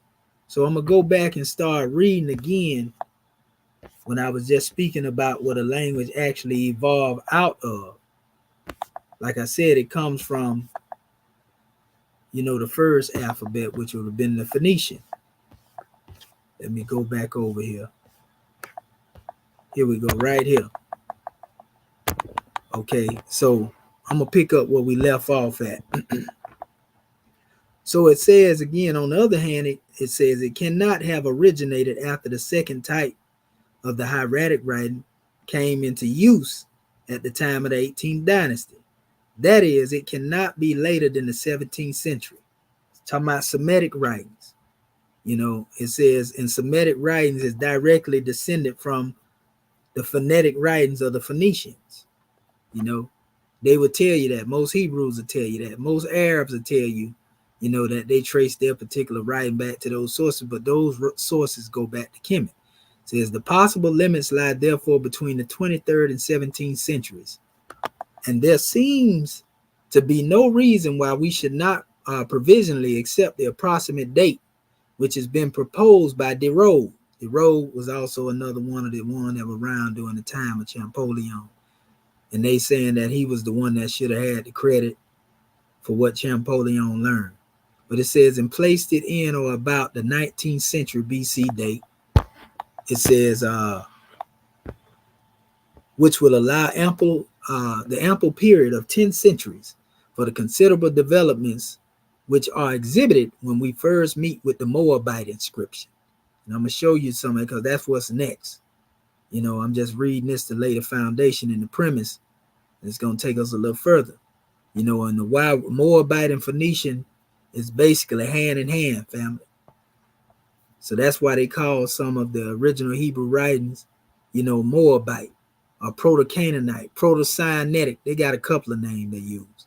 But it's really going back to the phonetics that are connected to it, going back to Phoenician as well. It says the foregoing argument leaves but little to add concerning the locality in which the alphabet originated, or the channel by which it was transmitted to the regions It says where it first makes its appearance. That it was untimely derived from Egypt cannot be doubted. But how far it took its actual form in Phoenicia and Syria is another question. The probability, however, seems to be that its development as an alphabet was affected in Egypt. You see? It says the seat of the Semitic power was in the eastern delta, and here in the pastoral borderland between the Bubastic branch of the Nile and the desert, we might reasonably suppose that it originated. It says the names which are borne by Semitic letters tend to confirm this conclusion. These names, as we have seen, bore no relation to Egyptian names. It says having been bestowed by the Semites on the archaeologic principle from real or fancied resemblances between the forms of the letters and the objects, it says, which the names were taken. From these names, we may therefore derive a certain amount of information as to the mode of life and the social condition of those who gave them. And that's how we talk about sometime where we deal with what we call strong words and long words and so forth and so on. Some words were purely of whatever language it was. Some words were borrowed, you know. So here it is right here. This is what they would call, you know, Moabite. Some people even use the term Assyrian and also Phoenician, right? So notice in this particular chart, and this is actually a chart of Derogue right here that's being demonstrated. He actually mapped out, different expressions to pictorial expressions. He's mapped them out to the inscriptions here, and this is called Egyptian. This is how he mapped it out, right? Now they call it in the scientific realm, this particular way, pseudo hieroglyphs, but this is the actual alphabet here. You know, when they talk about Paleo Hebrew, it's all akin to the Phoenician. That's where it starts at. Now let's look at the Phoenician people. I didn't go into this before, you know, deeply. These are Phoenician and Canaanite depictions. Now look at this. If you know anything about Kemet, you know this is the Atef crown of Osar, the God man, but this is the same headdress that El has on. Go figure. We can see the Egyptian influence with the uraeus coming out of the headdress. You see them features right there in the Phoenicians. See, most people ain't never seen this. With a similar headdress that goes to the point like the right white crown. You see the lotus that they normally have on. Look straight Kemetic from an older expression, actually. So let's go on, because before we can go into actually dealing with this, you have to ask the question, well, why is this written on a Kemetic monument? The Phoenician. Because we're telling you that the language, you know, and the phonetics actually come from Phoenician. So here's another depiction of that, you know, coming from the Phoenicians. This is the same one you seen earlier. I just grouped them together.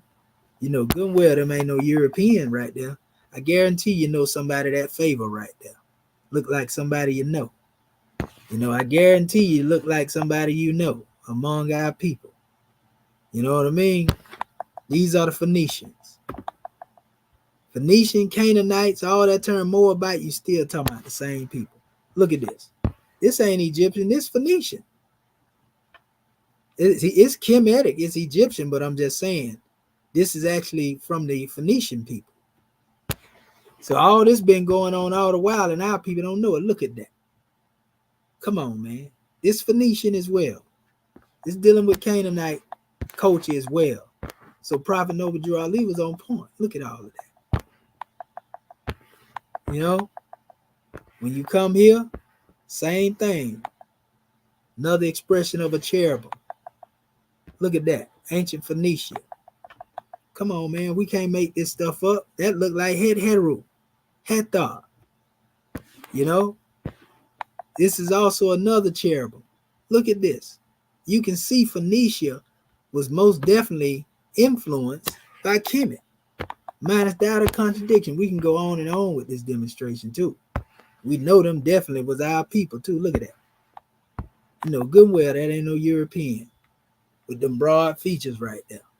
Look at that. You can even see, the deity. That's He.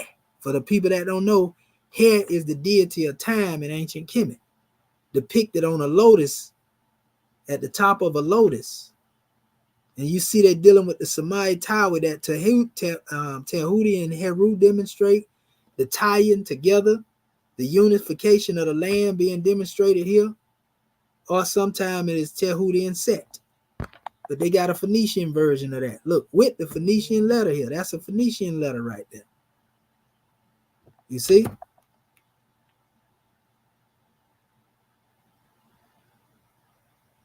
Uh-oh. Let me go back. Look like we got some technical difficulties going on here. Okay, there we go. All right, we got you in here, Grandmaster Secretary. Gratitude. I'm like, wait. Oh, Islamism without the schism. I didn't even see you. I was over here going in. And so yeah, we got all these pictures are depicting. We know good and well that ain't no European. These Phoenician. You know what I mean? These are, again, there's connection between the Syrian, the Canaanites, the Moabites. Same thing. See the Wajet here? That's also Phoenician. Another one depicting the goddess again. We seen this depicted in Kemet. And also the Bahadet is above her head here. The symbol of know thyself, SULTANATE, that inspired actually our Adept symbol. And last but not least, this is another one here, also Phoenician. Like I say, we look at these, we can tell these are definitely features. This is a Heru expression in the Phoenician culture. You know what I mean? Like I can go on and on. And, this is Sekhet from the Phoenician culture. Hold up. A lot of this is in Assyrian culture as well. Another expression of the Sphinx. And another expression of what they would normally call Kunum. Or sometimes Amun-Ra, you can see the Atef crown. But this is all Phoenician relics, family. So now that brings me to here.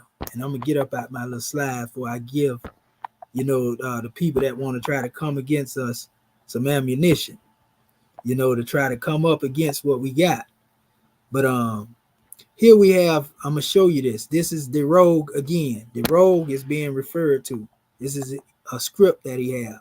Notice he's showing how the Phoenician alphabet. See, a lot of people ain't never seen this here. See the hieratic here? That's what that says. Hieratic. These are hieratic letters. Out of that evolved the Phoenician. So that's the letter A. And you go so forth and so on. He don't have them in abjad order too, by the way. So I mean, that's it. I'm gonna read this portion to you for confirmation. It says the argument of the preceding pages may now be restated categorically as follows. The Semitic occupation of Egypt lasted for several centuries. It says the origin of the Semitic alphabet is connected with this occupation by three distinct lines of evidence. The first is external. The sojourn of Israel in Egypt, it says, is nearly synchronous with the Hyksos period. It says, before the Hebrews went down into Egypt, the art of writing was unknown to them. It says, when they came out of Egypt, they possessed it. The inference seems clear it must have been acquired from the kindred races who occupied the delta. The internal evidence points to the same conclusion. The forms of Semitic letters were not derived from monumental hieroglyphics, but from cursive hieratic, the Theban hieratic. I should have a bomb drop right there. But we're going to close this up for right now and get back into our lesson. So when I tell you, it is what we say it is, and we're going to go deeper into this too, family, as we move along, in confirmation of everything it is we demonstrate. We just trying to make sure that we put everything together like it's supposed to be. So, like I said, a lot of that stuff hasn't been seen, and a lot of it is unknown. Let me present my screen, make sure I'm sharing it again. Share the entire screen here. We're going to go back in here. Okay, and we're going to pull back up what we have. Any scribe have anything to say about what we just presented while we moving through the measure? Any comment one would like to bring up? Question? Islam, I'm just gonna say, they better leave you alone. Islamism without the schism, you know. Whoa. So you know, like I showed them, you know, and because I got the archaeological, now I'm putting the archaeological with the actual information, you know. So like if they try to run around and you know the alphabet charts, you know, so the alphabet chart, I'm showing you an alphabet chart that was compared to the hieratic, and it's Phoenician, which predates Greek. It predates Demotic as well.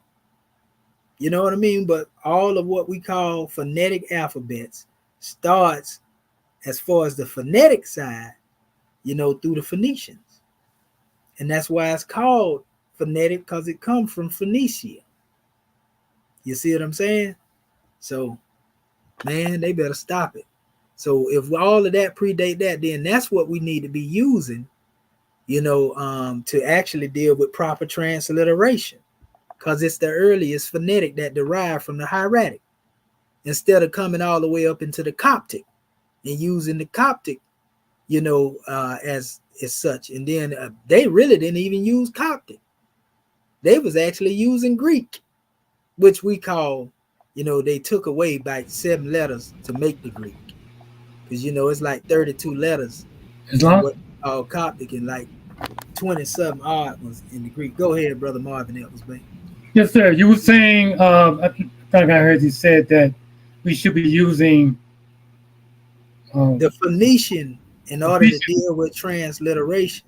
Right. I concur. And so, Because it's the one that's that what we comes should, directly from hieratic.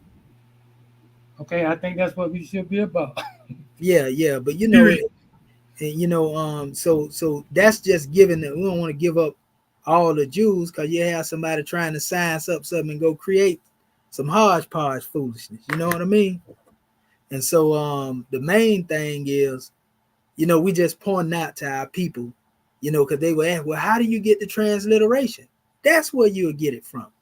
Now, certain letters carry over from the Phoenician up into some of these other languages, but being that it's not accurately the same, you couldn't just go off of the more present languages and claim that they are the right ones. It will be more accurate to go back to the actual language that was closer to Kemet, and the language that phonetics again developed out of. Because phonetics didn't develop out of Coptic, nor did it develop out of Greek, nor did it develop out of Latin, you know. And if we show you over and over again, I'm gonna do this right here, just for a bonus measure, you know, because I actually have it right here. I'm gonna show you. See this right here? See the hieratic here? Another one of the rogues them demonstration, right? Hieratic, Egyptians, that's the character. Then Phoenician come. Then that evolved into the Hebraic aspects. You know, then the Syriac and all that come on to manifest, Aramaic and so forth and so on. And see, they are the transliterated letters right there. These are your phonetic expressions. Then come the Samaritan, you know, dialect. Then comes your Arabic and so forth and so on. See, these charts they ain't never seen before. You know, so consider themselves thrice blessed. Like I say, man, this is crazy. I can go on and on because I got more charts showing the same thing, but you know, I'm gonna stop it, like I say right there, and we're gonna get into that in the future. Islam. Dr. Shaheed, when you was going through that, you know, I like to say to our Moorish kin out there who's listening, it's okay that to question the European. He's not the real God, so you can question him. You know how they told us you can't question God, but you can question what he's done. He's not the real God, so don't be afraid to question him. Islam. That's right. Islamism without the schism. That's right. So now that we have this knowledge, like I said, when we go back to dealing with this stuff, it's just really being able to know how to navigate through here. And like I said, we can become easily more familiar with these things by just spending time going in here. You can go line by line. Now you see how you can transliterate some things and even learn some words. And some of these words will, so to speak, connect back to the hieratic. But we just got to remember, the remix that was thrown into this stuff is questionable. And a lot of things are questionable when we get into certain aspects. Like, for example, if we were looking at this here just by eye, we can see that these letters carried over from the hieratic, as well. And I would say that this actually is, what we call D, a T, R, and S. Pardon yourself. Pardon yourself. We don't see the screen if you're showing it. What? Yes, and sir. I just reshared it. That's more Rome submails. Okay, we're gonna do it again then. We're gonna reshare it again then. Okay, there we go. Can you see it now, Grand Secretary of State? Yes, sir. Okay, yeah. So like we were saying though, we can actually see it's a whole bunch of stuff jumping out. We already see the transliteration, and we can definitely see the letter A here. I can see the letter G or K here, KS, GS. As a matter of fact, this is L. This is where they coming up with that Alexandrius type of stuff right there. Which don't spell exactly the way they spelling it. This is like A, L, and then this is G, K. They would try to put in here, and then you have another A, and then this is supposed to be this is T in demotic. This is R, a D in demotic, TRD, and this is S. So they'll tell you this is Alexandrius. You see what I'm saying? Because that's the way that they mapped it in there. You know what I mean? But again, we already know that we really have to question this, because anytime they do something like this right here, we're going to show it to you again. Where's that? Did I pass by? Hold up. Let me scroll it down. Here we go. We'll go back here. There you go, right there. Anytime they do something like that right there, you got to really question what's going on. Let me X that out. Trying to straighten it out. Kick that over to the side. You can see what they did, to this stone. Everything else intact over here. Everything scratched out. And we know, again, this is the original portion of the stone. So why, if this is supposed to be hieroglyphics, and we already know this don't even say what the other stuff say from our investigation into it, what's going on up here, with this? We noticed the original stone because this portion here definitely match, whatever it was they was grinding off of here. It definitely matched right here. So, I mean, all we got to do is look at that as archaeological evidence, and that right there, the jig is up. So, nevertheless, we have to take it with a grain of salt when we look at what they're saying and do our own research. Like I say, we can see that with the eye, of what's being said here. They're trying to say Alexandrius, but again, why wouldn't they spell it the way it was supposed to be spelled if it was Alexander according to their language? This actually can be another expression of whole different expressions in the Kemetic aspect. But this is a Ptolemy monument. It was created during the time of Ptolemy, so we'll let them have what they remix. You know what I mean? Any scribe want to make a statement or comment on that?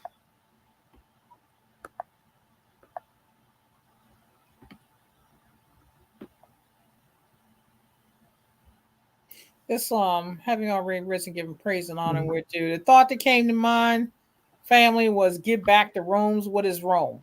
That's right. We got our own. That's right. Run the back to Caesar what belonged to him. Yes. And so again, like I say, we got it. This is a grand tool.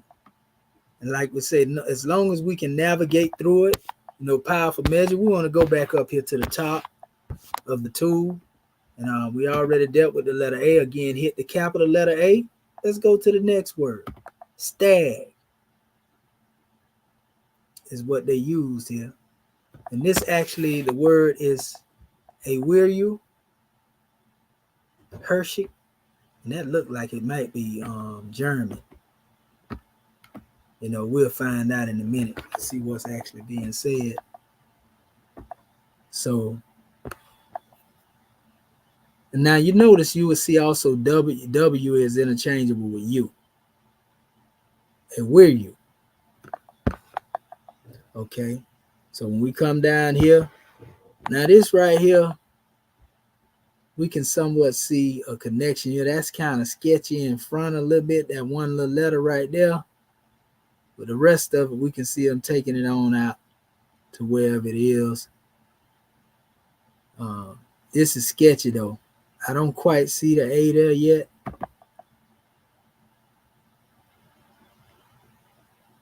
But I guess we'll go with what's there since they got it there. But I want to go into this and see what's being said here. I want to see where it's from. Okay, we got the scribe, morphology, plural. Okay, phrase. Let's come down here and deal with the transliteration and see what's being said here. Okay.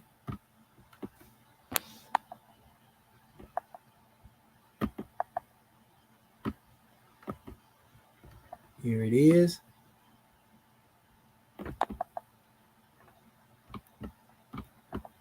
Uh-oh. There we go. Give me some copy action. Okay, so we'll go over here to our, there we go, Google Translate, and see what we get up out of this here. Uh-oh. It says, with the antelopes, the gazelles, the deer, I guess that's the word they was using for stag too, and the beast of the hills before her on the sand, and they actually got a whole measure there. It's just a portion of it. Let me see here. I'm going to go back over here. And I want to click into, actually, let's see what the other portion of it says here. I just went over with the arrow there. This right here. So I see Het Heru right there. I see Het Heru. I see Aminet, was Hamsi, and Gagel, or Heru, or something right there. Let's see right here. Let's see what's being said. Okay, I'm going to go over here now. Go back to the Google Translate and see if it follows up with what's translated. Okay, my bad. Okay, there we go. Here we go here. May she find Hathor in the west reclining on the bed. Okay, so that's what they saying? Okay, cool. Well, we seen Het Heru or Hathor in there. So like I'm saying, the more that we go into these tools, just like I'm able to look at certain things and they jumping out, we can actually see it. We see the word bet in German is bed. See the sound shift between the T and the D? Okay. Let's go a little further in the text then. Man, so here was it. Okay, let's go up here. Make more sense to me up here. I see Hotep look like up here. Hotep, Uta Hotep. Heru, Mesu, look like some peace and look like a ruler, a governor or something, because the word Wasir is there. Let's see what's going on here. We're talking about some peace and some ruling. Oh, there it go. Asa. Yes, sir. Wasir Asa. The ruler. Okay. Let me come back over here. We're going to go here and deal with the transliteration, see exactly what's being said. One should libate or water on the table according to, Isis and Osiris. Okay. Cool. So that's powerful. That's powerful. So we can go through their family, and like I say, the more we do that and go through the tool with the text, and we can find out exactly what's being said. And then some of them things. Let me see what this will say right here.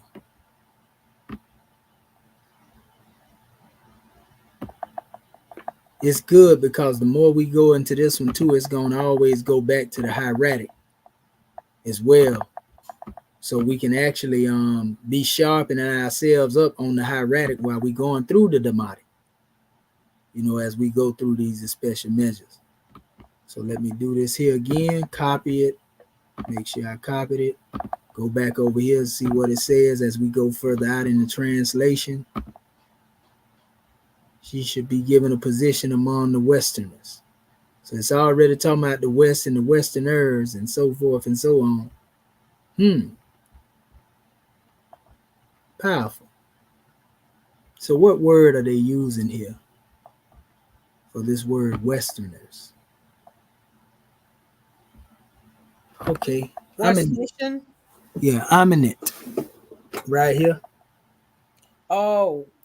Yeah, that's the word they're using for Westerners. I'm in it. So, okay. Cool. Well, all right. Yeah. So you pretty much see and get the gist of this, family, on how this can aid us in really being able to become more familiar. Some of this stuff we can already see, but we become more familiar as we go through the letters, and we can go just letter by letter, really, just by going like I was showing here. We dealing with just a single letter A, capital A. We went there. Now we can go here. And look in here, we can look at the various different forms in this expression measure here, and this is Hira Plu, Harus Plus, Iru, Pola. They got different measures on here. Oris Polus, as they put it here, Eris Polus, Hierapolis, the sacred Florida of Eris Polus. So when we come down here, we already know too. That's another thing. Don't forget we got this tool. And we can actually literally pull this stuff up right here. And this is the one that they're making reference to in the Demotic Dictionary.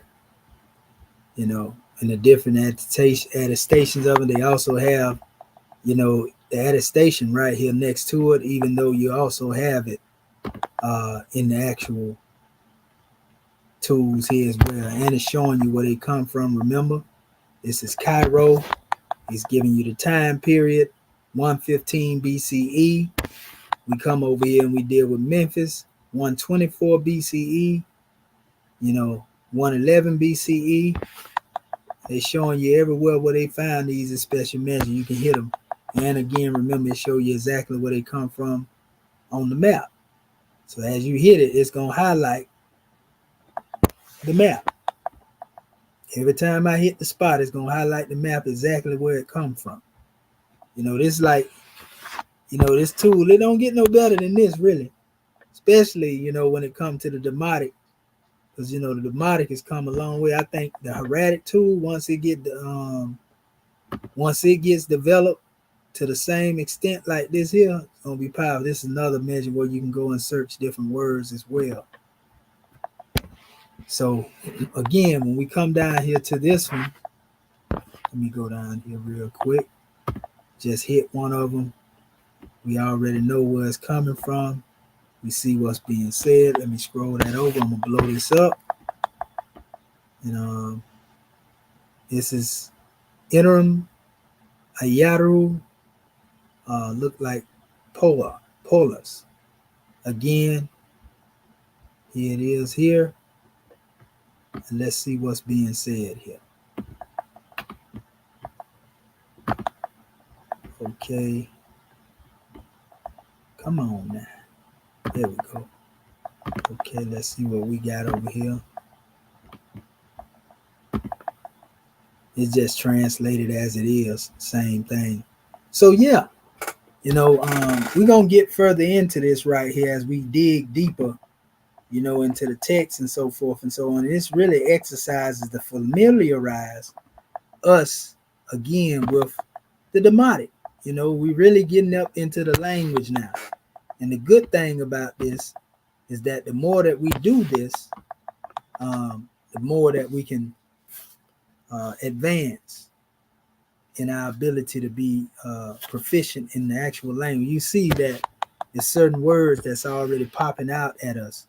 And before we move on, I want to do something real quick. This is random papyri. We're going to pull up the text. We're going to open it up for the scribes. We definitely like when y'all come in and get y'all measures. And we'll see what we got going on here just for eyes sake. And can anybody identify something in here that we can confirm, through just eyeball? We know y'all just getting into the demotic, but certain things you may be able to identify with by the letters of the hieratic that are crossed over into the demotic, if you will.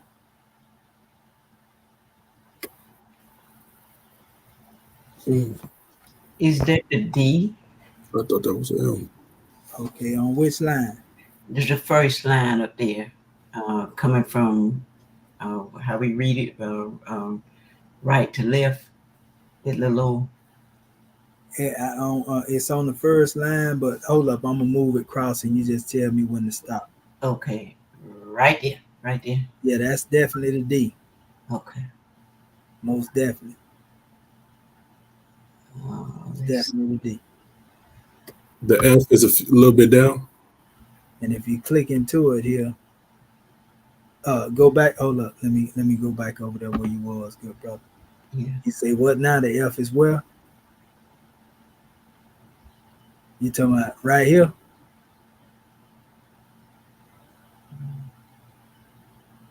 That what you talking about, brother Bati Bay? Yes. Yeah, most definitely. Okay, let's see.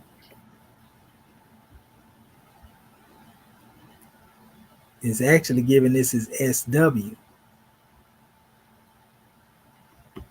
Ew. So that's a little different in the hieratic expression of it. Let's go over here and see real quick.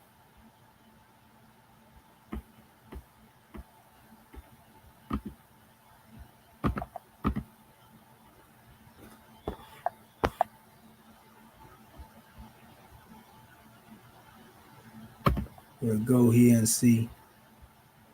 Start with tablets. See what's being made here. Okay. Okay, SW is actually the number.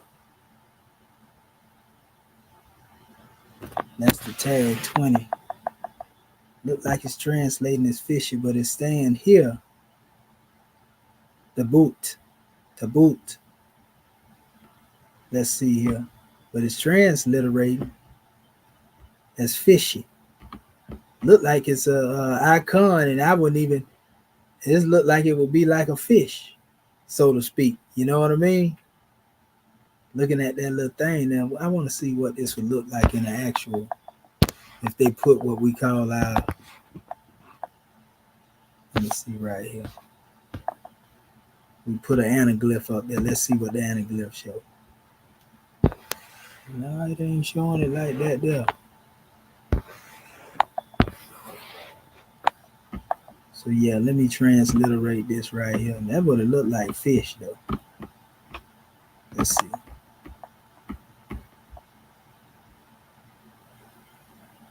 Okay. There we go.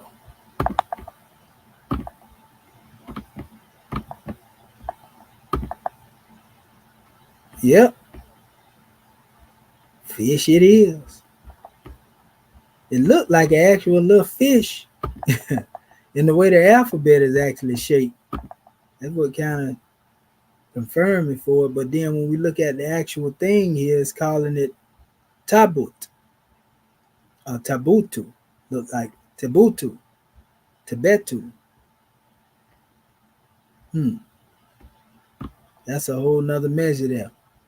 So still powerful drawing just to get to know this special tool. You know what I mean? Like I said, you can go through here in all these places and show different transliteration they come up with.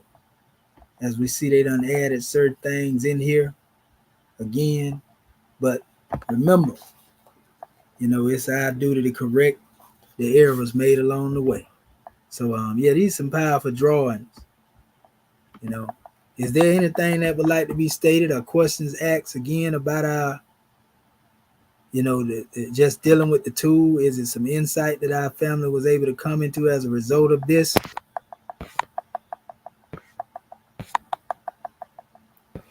It's It's definitely more clarity, especially when you went over pulling up the letter and then going into the attestation, the time period, and actually pulling up what it looked like on the tablet, and being able to go from Google Translate to get the special word. And that for me is key, because you know how they speak about if you don't want Asiatics to know anything, put it in a book. And then I often thought about when you have books in different languages, like the German, or other languages that we don't normally go into, that makes it a lot easier. So they can't hide it any longer. Islam.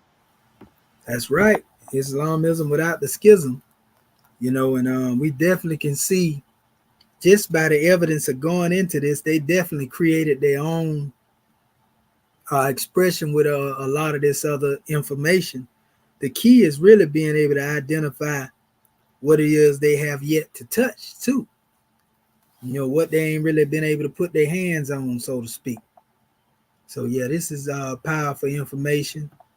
And we'll see right here again. Let's see what they got going on. I can see some of the stuff in. Look like they even put the name Tehuti up in there. We know good and well Tehuti didn't exist during the time of no Ptolemy.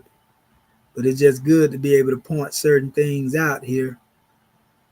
And they're giving names where the Europeans actually try to etch their self in stone, superimpose themselves in our history, and make us believe they was the God and they had God siblings, as they like to call them.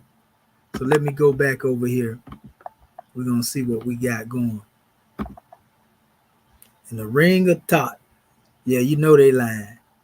Tehuti did not live during the time of Ptolemy.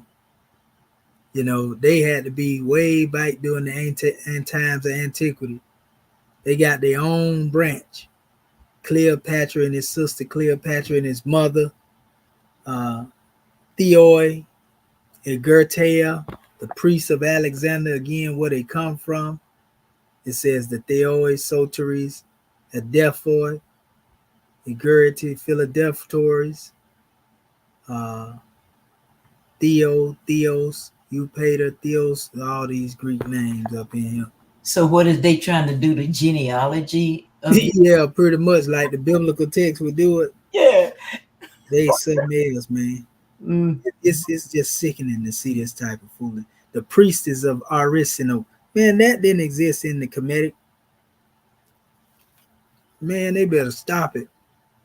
So anytime you hear them talking about the priest of Alexander and all this other foo-foo, and remember, this stuff was actually written under duress by the priests, and they wouldn't tax them if they wrote this stuff. You see what I'm saying? Some of them they killed off. But remember, this is what they say was wrote. Originally they said it was originally in their Greek language. We know Greek is a corruption of Coptic, because ain't no Coptic mentioned on the Rosetta Stone, according to them. They say it's Greek, Demotic, and hieroglyphs. Go figure. Somebody lying. So with that being said, any other scribe have something they want to say about that? I know y'all see it, but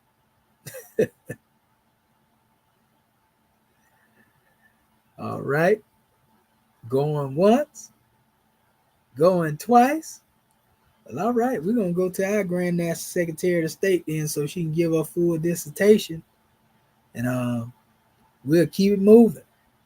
Islam Grand National Secretary of State, you got the flow.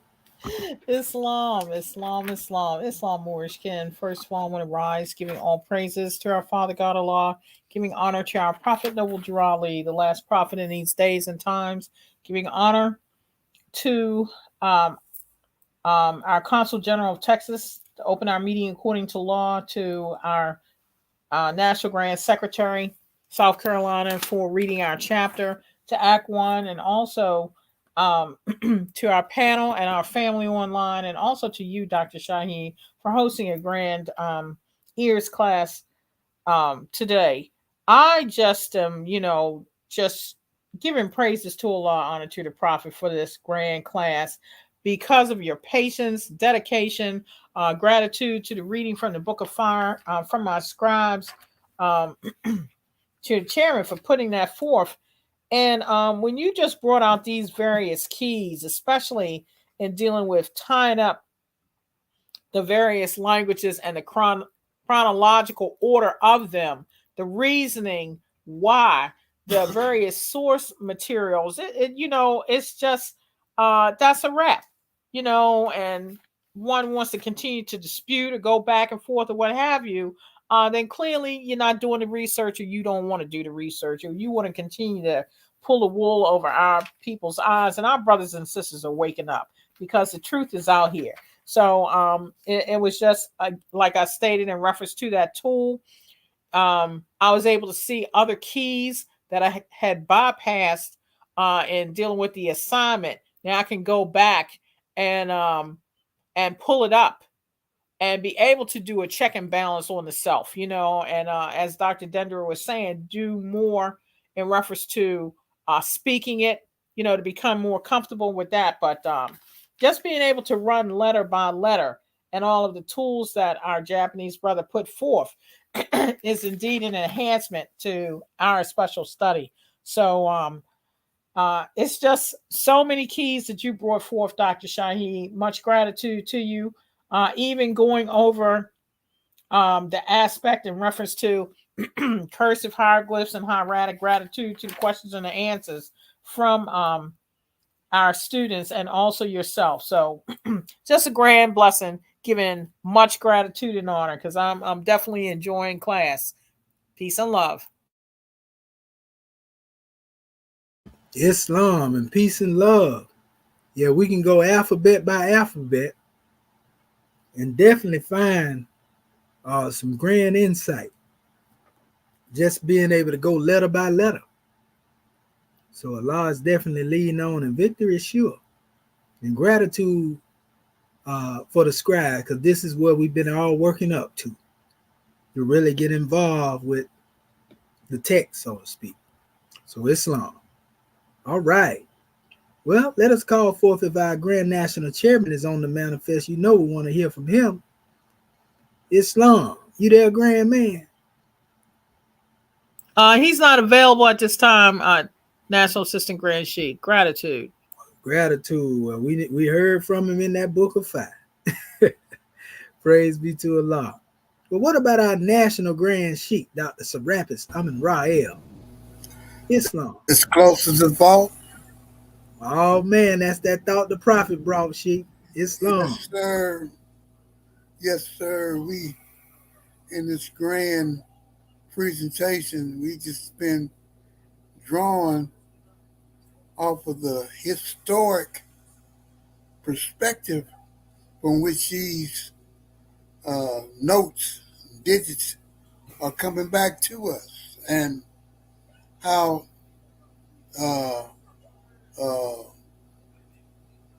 the Prophet, praise Allah for him, went back over there, and nobody has even addressed this. Went over there, and he was given the language. He was given the book.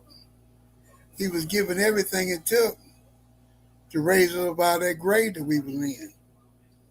And so these uh, uh, presentations, uh, bringing in the E.A.R.S class, is a very powerful demonstration because it's teaching us the language that our forefathers had, that our forefathers have, and to bring us to the front once again with the guidance of the nations. And I'm just humbled to be in the midst of such giants. The Moors is something else, and I'm just proud of you. And I know our ancestors smile on you and give you 1,000 heads up because y'all something else. Islam mode. Islamism. But you know, teamwork make the dream work, most definitely. Yeah, it's a powerful drawing. And when we go into it, yeah, this remind us of our chapter. You know, we know this language was given to us for the improvement of our society. Islamism without the schism, sheep. Gratitude, grand man, for that drawing. All right. Well, let us call forth our scribes. Islam. I don't know. I don't know if Brother Marvin Edwards Bay is still there. He can go. I know he usually have to go to work. So is he still there or? Islam, gratitude, goddess. Yeah, this is Dr. Marvin Evans Bay. Praise and honor have been given. Most powerful class, and I'm so honored to be a part of it. You're an instructor. You leading on. You know where we need to be and when we need to be. You know what I mean? And so, just appreciate all you do, all your due diligence. I mean, and I'm sure the Moors that are looking on is, getting a lot out of this because you're giving a lot. You're showing us a lot. You know, I just happened to look over at one of the comments that one of the brothers was saying. He was talking about, man, there's a whole lot of comments over here. Um, but he was talking about, it was one thing he mentioned, but we are the ones that gave everything to every nation. Our language was the first nation, first language. You know what I mean? Was the first people on the planet. So any language that, say, came out, you know what I mean, to any particular nation, they had to get it from us and then put their own little spin on it. No problem. You know what I mean? But when the European took it and tried to turn it upside down and backwards and put himself into the origination of it, then that's where the problem got. You know what I mean? But we're here on the scene now, and like you said, this is a magnanimous job because we had, like, what we've been doing most of the time is undoing what the European has done. But we're not going to dwell on that. We know what happened, so we need to be about correcting it. You know what I mean? And all those that want to argue, they can continue to argue, but you know how long you want to deal with that. You know what I mean? Because you're the master instructor. You know, and hopefully some of those will get the hint. And gratitude for allowing me to speak. Islam and peace. And Islamism, gratitude for the measure. Yes, sir. You know, they can only run but so long till they run into that truth. You know, like the chairman say, one thing about it, the truth, some of them can't tell even if it would have come up to them, kiss them in the mouth. Mm-hmm. You know, so we give honors to your brother for that love thought. Allah is definitely leading on a victorious ship. Islamism without the schism. All right. Next scribe. Sister Curtis Bay, that be you. Islam, Islam. I am excited and just enjoying everything and gratitude, like the goddess has said. Gratitude, Dr. Shaheed, for taking us through that too, because like we say, it's new, and for me, I'm still getting used to it, and gratitude for you just going step by step by step. Oh man, that was so helpful for me and using our new tool and getting familiar with it. And definitely gonna go back and listen to this playback, listen to it over and over and over, and watch how you did everything in there and come up with all the things that you came up with. Like I say, I'm still unfolding in that tool, and it's just so much. I mean, man, that tool is awesome. And gratitude for you for finding it and bringing it to us and showing us how to use it and everything. That is so powerful. And also to our people who are listening in, like we say, ask your questions. And but the one thing that I'm realizing as I sit and listen, even to the naysayers out there, if you calling yourself from the conscious community and saying you believe in the teachings coming from Egypt or coming from Kemet, and if you don't know that, because to me that's the baby thing that I learned being in the conscious community, that we were the ones who gave everything to the world. We were the one, not the European. Us, we were the one. We were the gods of the world. We were the one. We failed, but we were the ones who gave mathematics. We gave the languages. We gave the sciences, God consciousness. And if you don't know that, well, I can see why you come against us and don't accept what we are saying, because it's like in order to understand math, you got to learn how to add, subtract, multiply, and divide. If you go understand algebra and all that other stuff, if you ain't got the basics, then you ain't gonna understand. And but we still love you, and we hope you continue to come, and you'll get it. But you got to want it, and you got to be seeking the truth. And a lot of our people are seeking the truth. They want to know the truth. Our people are waking up because they know that they have been lied to. We all know we've been lied to. And I give honest again to my national grand chairman. I tell you, that reading, Dr. Shaheed, that you had us reading in the Zoom of a Nation, man, that was spot on. I tell you. And again, like I say, this has been a powerful class for me.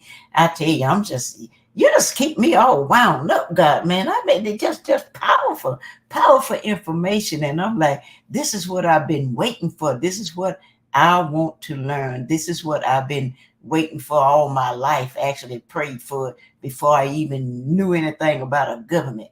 I wanted to sit under my people and listen to my people tell our story instead of listening to the Europeans. So gratitude, God, man, for letting me share a powerful class, and gratitude for your patience. Islam. And gratitude for the measure brought forth from our father's treasure, Sister Ginger near Curtis Bay. Very powerful drawing. And yeah, we can only grow and get better from these special lessons and blessings. Praise be to Allah. Islamism without the schism. Well, all right. Moors. Yeah, well, let us call forth our beloved brother. I know our brother Bati Bay is on the manifest. I know he got a drawing, a mighty measure to close out with. You there, grand man? Islam, oh man, forgive me. First, I'd like to rise and give our man of praise to Allah, honors to the Prophet, honors to our theocratic government, our royal council, our flag, seal, emblem, our divine constitution, our swift angels, our muftis, the citizens alike, honors to all the scribes on the panel. Honors to Dr. Shaheed for this class. And when this only speaks to the to the aching fact that if they're lying about this, what else are they lying about? You know what I'm saying? If they're going through this much length to hide and put themselves in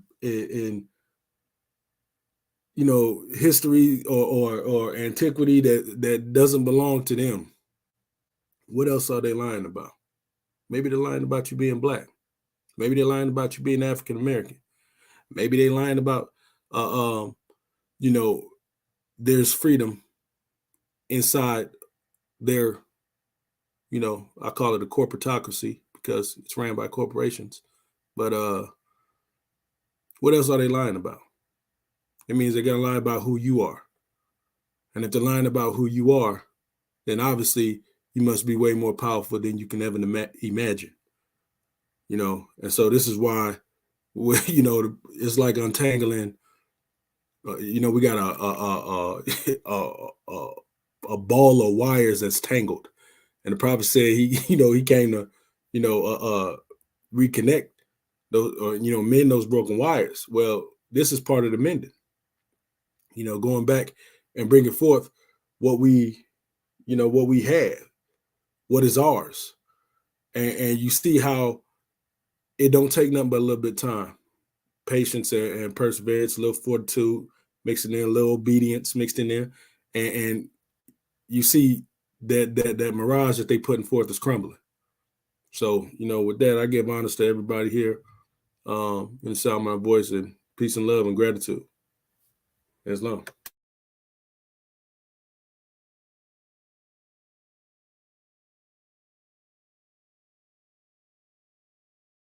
Yes, sir. We give honors to you, grand man. Pardon self, brother, for that drawing.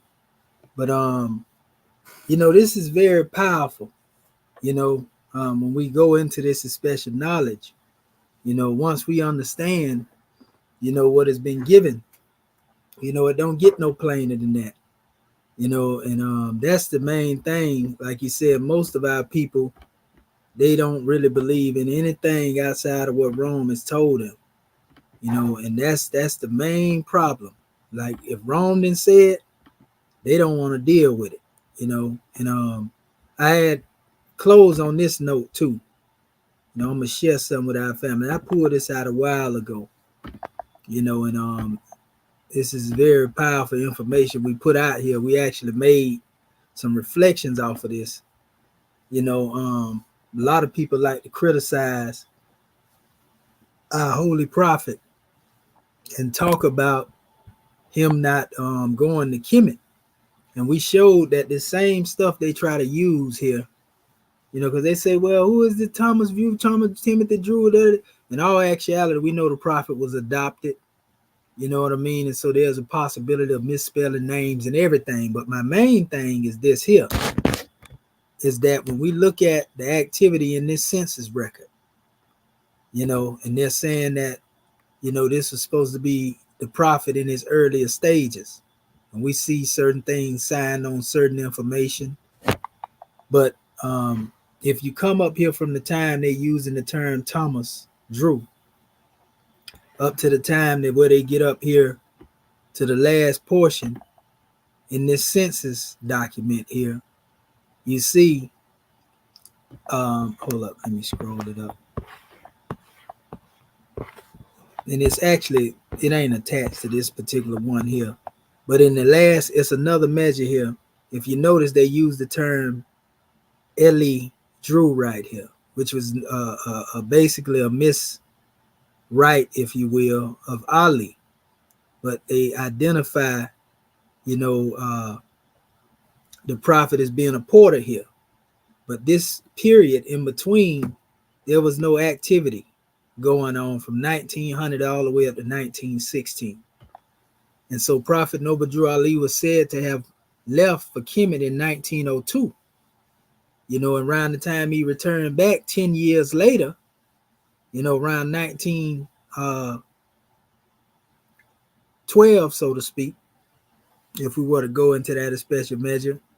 We already know his age, would have brought him around in, 26, 27 years old. But this census record that they have found and tried to use against the prophet actually moves in his favor, so to speak, because it's showing that there was no census activity for 10 years. That's a 10-year span, from here all the way up into here. Now, we already compensate for the difference in the name, the Thomas and Timothy Drew aspect, as we know that our prophet was adopted by his auntie. So, that's a whole nother measure. But I don't see a contradiction in that aspect, like people try to get out there and say it. But what I do find is knowing that our prophet was in Kemet at that time. Like I say, I was doing research and I found these pictures. Now, for people who don't know, it's a whole group of men up there. I just cropped this to show the bigger picture. These are called dragomen. And I'm going to show you what dragomen means. In the particular document. A dragoman is said to be an interpreter, a guide, especially in countries speaking Arabic. So in other words, these are the people of that country. When you go over there as a visitor, they are actually taking you on a tour and a guide. And I strongly go into the aspects of definitely this being our prophet here. And I'm saying this because of the time frame in which this portrait was taken. Like I say, I got the whole portrait on my page too. But here's another expression, because this was taken by the same people. This is what you call the Sanhaja. And the Sanhaja Berbers, as they like to call them, was a group of Moors. And you can see them all here. And look at the dress that they have on. I can even see one that actually looked like Deuce Muhammad Ali right here. But all of these ones, look at the dress that they have on, right? And this is the one that I actually cropped out. It actually, you'll see it better on the other picture I have if you go online, because I had to put it in this collage to make it what it was. So I say, well, let me put this measure up here. And I compared it to our prophet in the age that he was. You can see it faintly, but I see the features there. But nevertheless, this was around the same time. But then what really made me tie in is the dress they had, because I looked at the way the Prince of Peace was dressed up here.